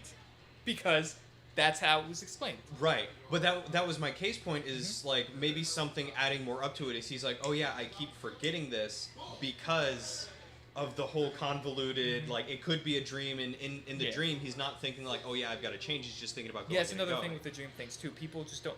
And another thing, Hercules somehow forgot the events that gave him the powers in Kingdom Hearts 2. When Kingdom Hearts 2, he specifically states, "I know why I got powerful. I know this. When Kingdom Hearts 3, he's like, "That's weird. I need to remember. Why did I do this? I don't know. That's not normal." People you can chalk it up to bad writing, but in all honesty, the writing's been pretty consistent since they started working on Birth by Sleep and Dreams in the past like 10 years with the newer games. Everything's been pretty freaking consistent. And this new game isn't the time for them to just all of a sudden have bad writing in the game. Yeah, It's- especially for one that had so long to I go find through it revisions. because it's Nomura and it's Kingdom Hearts. I find it easier to believe that it's some hidden symbolism, hidden meaning shit than it is to chalk it up to bad bad writing. writing. Yeah. Because they can literally have a horrible glitch in the game that's there for everybody to see. And you'll sit And there you can and believe you that will it's meant to be deny that way. to yourself that it's just bad programming. You'll say, no, that squiggly line means something. Yeah. I'm going to see it in a future Kingdom Hearts game that's going to lead to the darkness. I know it. Yeah. And then Nomura will see it online. Be like, you know, God. the fans are making theories about the squiggly line. What should we do? Throw it in. Is that why in this game we didn't have to go back and revisit every world? No. No, they just didn't want No, to they make only did that Aladdin in 3 Kingdom, a game. they only really did revisiting worlds in Kingdom Hearts 2. Well, you did it in one as well. Not really. No. I remember One having was to do the that in first one. time No, you go one to you the didn't world. revisit any Number worlds. 2 was when you The went only through world most you of the revisited was worlds Hollow in the Bastion. same first game because they didn't usually finish most of the movies. Like Yeah. how in number 1, when you summon Simba, that's to symbolize that Simba already went through the whole thing with Pride Rock and he's alone with Timon and Pumbaa. Whereas in the second game, you're actually at Pride Rock where he came back with Timon and Pumbaa. He's like, all right, now I have to defeat Scar. Well, it's not just that. It's more Kingdom Hearts 1 was you go Welcome to a back, world Tess. and you play through the entirety of the world. Where in Kingdom Hearts 2 they split it up into two. I didn't like it, and so they stopped doing that after. Birth by Sleep, you don't go back to any. You only go to specific worlds. Like Kingdom Hearts 1, you go back to Hollow Bastion, Right. but that's because it's of an important world. It's not a Disney. I could have sworn that you went back to Monstro. No. You can go back to Monstro if you want, but story-wise, you go there the one time. Riku takes Pinocchio, and that's it. You only Okay. go to back to certain worlds to defeat optional bosses. Yeah. Like, Maybe that's what I was thinking. Like a Only mentor at the story clock thing tower that you go and back all to is Traverse Town and Hollow Bastion. Kingdom Hearts 2, you go back to every world at least once. because everybody remembers. Chain of Memories, you don't. Well, you just go through the thing. 358 Traverse Town. Oh yeah, I keep forgetting that there are Twilight. other games that we're also basing some of these theories off of as well. I'm Birth thinking by just Sleep. like Kingdom Hearts 1, 2, and 3, and I'm like, but in this one, it's Yeah, like, Birth well, by Sleep, the only one you really revisit is like Radiant Garden. Birth by Sleep is usually mostly just the origin of other characters. Yeah, a lot of the worlds are boring. The only time you revisit is when you do somebody else's storyline. All right, now You I'm go through trying to Aqua think Terra of. Ventus. And Birth by and then Dream Drop Distance, you don't repeat any worlds. You repeat, but it's Sora and Riku going in Mount. So what was up with Ansem the Wise in this one? Because there were like, he was getting kidnapped, but he was also doing shady things, and Yeah, he wasn't doing anything shady. I don't know. I thought he was doing some shady stuff because he appeared with one of the He's talking organization. about He got when- kidnapped. He's talking Right, about when but he was after in the that. realm of darkness with Aqua and he had the organization. Yeah, 13. after the Kingdom Hearts 2, when his machine blew up, it transported him to the realm of darkness. He met Aqua, and while he's there talking with Aqua, Ansem, bad Ansem, shows up and kidnaps him, Okay. and is gonna force him to use to help with the replica thing, and also he wants to know where the girl is, because And the that's girl where he he's mentions the referring to girl. Kyrie? And Ansem the Wise, Or is he referring to X? he's X. Okay. And Ansem the Oh, Wise that's is- right, because he was rebuilding her. Ansem the Wise is like, I don't know what you're talking about. Whether it's because he actually doesn't know what he's talking about and forgot, or if he knows but he doesn't really know where she's at, because he wouldn't know where she is because Brave took her. Gotcha. Oh, so you think Braig has her The man now? with the eye patch. Oh, that's right. He came to get her, and that's when she disappeared. Mm-hmm. Okay, so were those scenes excluding Sora from that like timeline? Is that supposed to be thought of as like in that dream world, or is that supposed to be outside the world? Because I mean, all these events that we were getting like depictions All these of. events will happen. It's not like in a new world line. It's like you can have the same events happen in a different world line. All that does is it changes the fate. You can avoid fate, pretty much. Going to a different world line makes you able to avoid fate. Well, I just meant like, was it inside or outside of the potential dream world that? Because if that were real, It wouldn't really matter. because like obviously, if Sora's dreaming it, like, is he suddenly dreaming like, oh yeah, this happened with Ansem, or is this just like exposition to try and get us to understand what's happening on behind the scenes while Sora's It progressing? wouldn't really matter because all the Xehanorts have been proven to know. Doesn't matter whether they're in their dream or not. They have That was cute. like young Xehanort the whole time, and all the different Xehanorts in Dream Drop Distance worked their agenda in the dream worlds. So it doesn't really matter. No.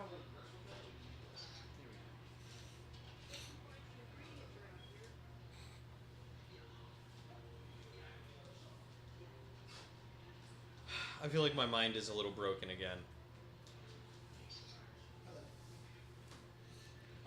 Yeah. Something else to do with the dreams.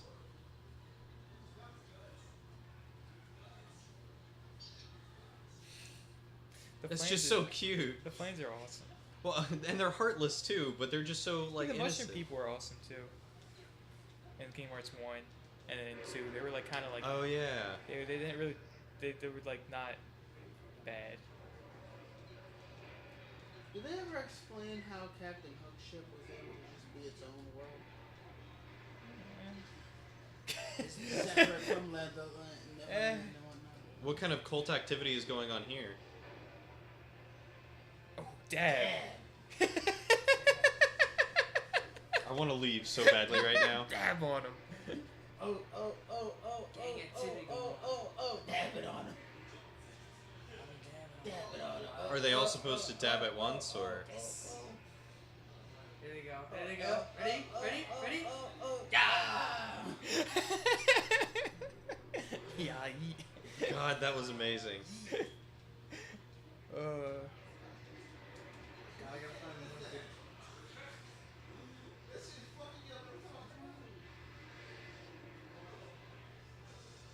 Yeah, it is. Oh, yeah, I got it. Here's anything else. Maybe this one? Yeah, that's one of them. I don't think I've ever done this one before. Or I could just tell that's what they were on their head.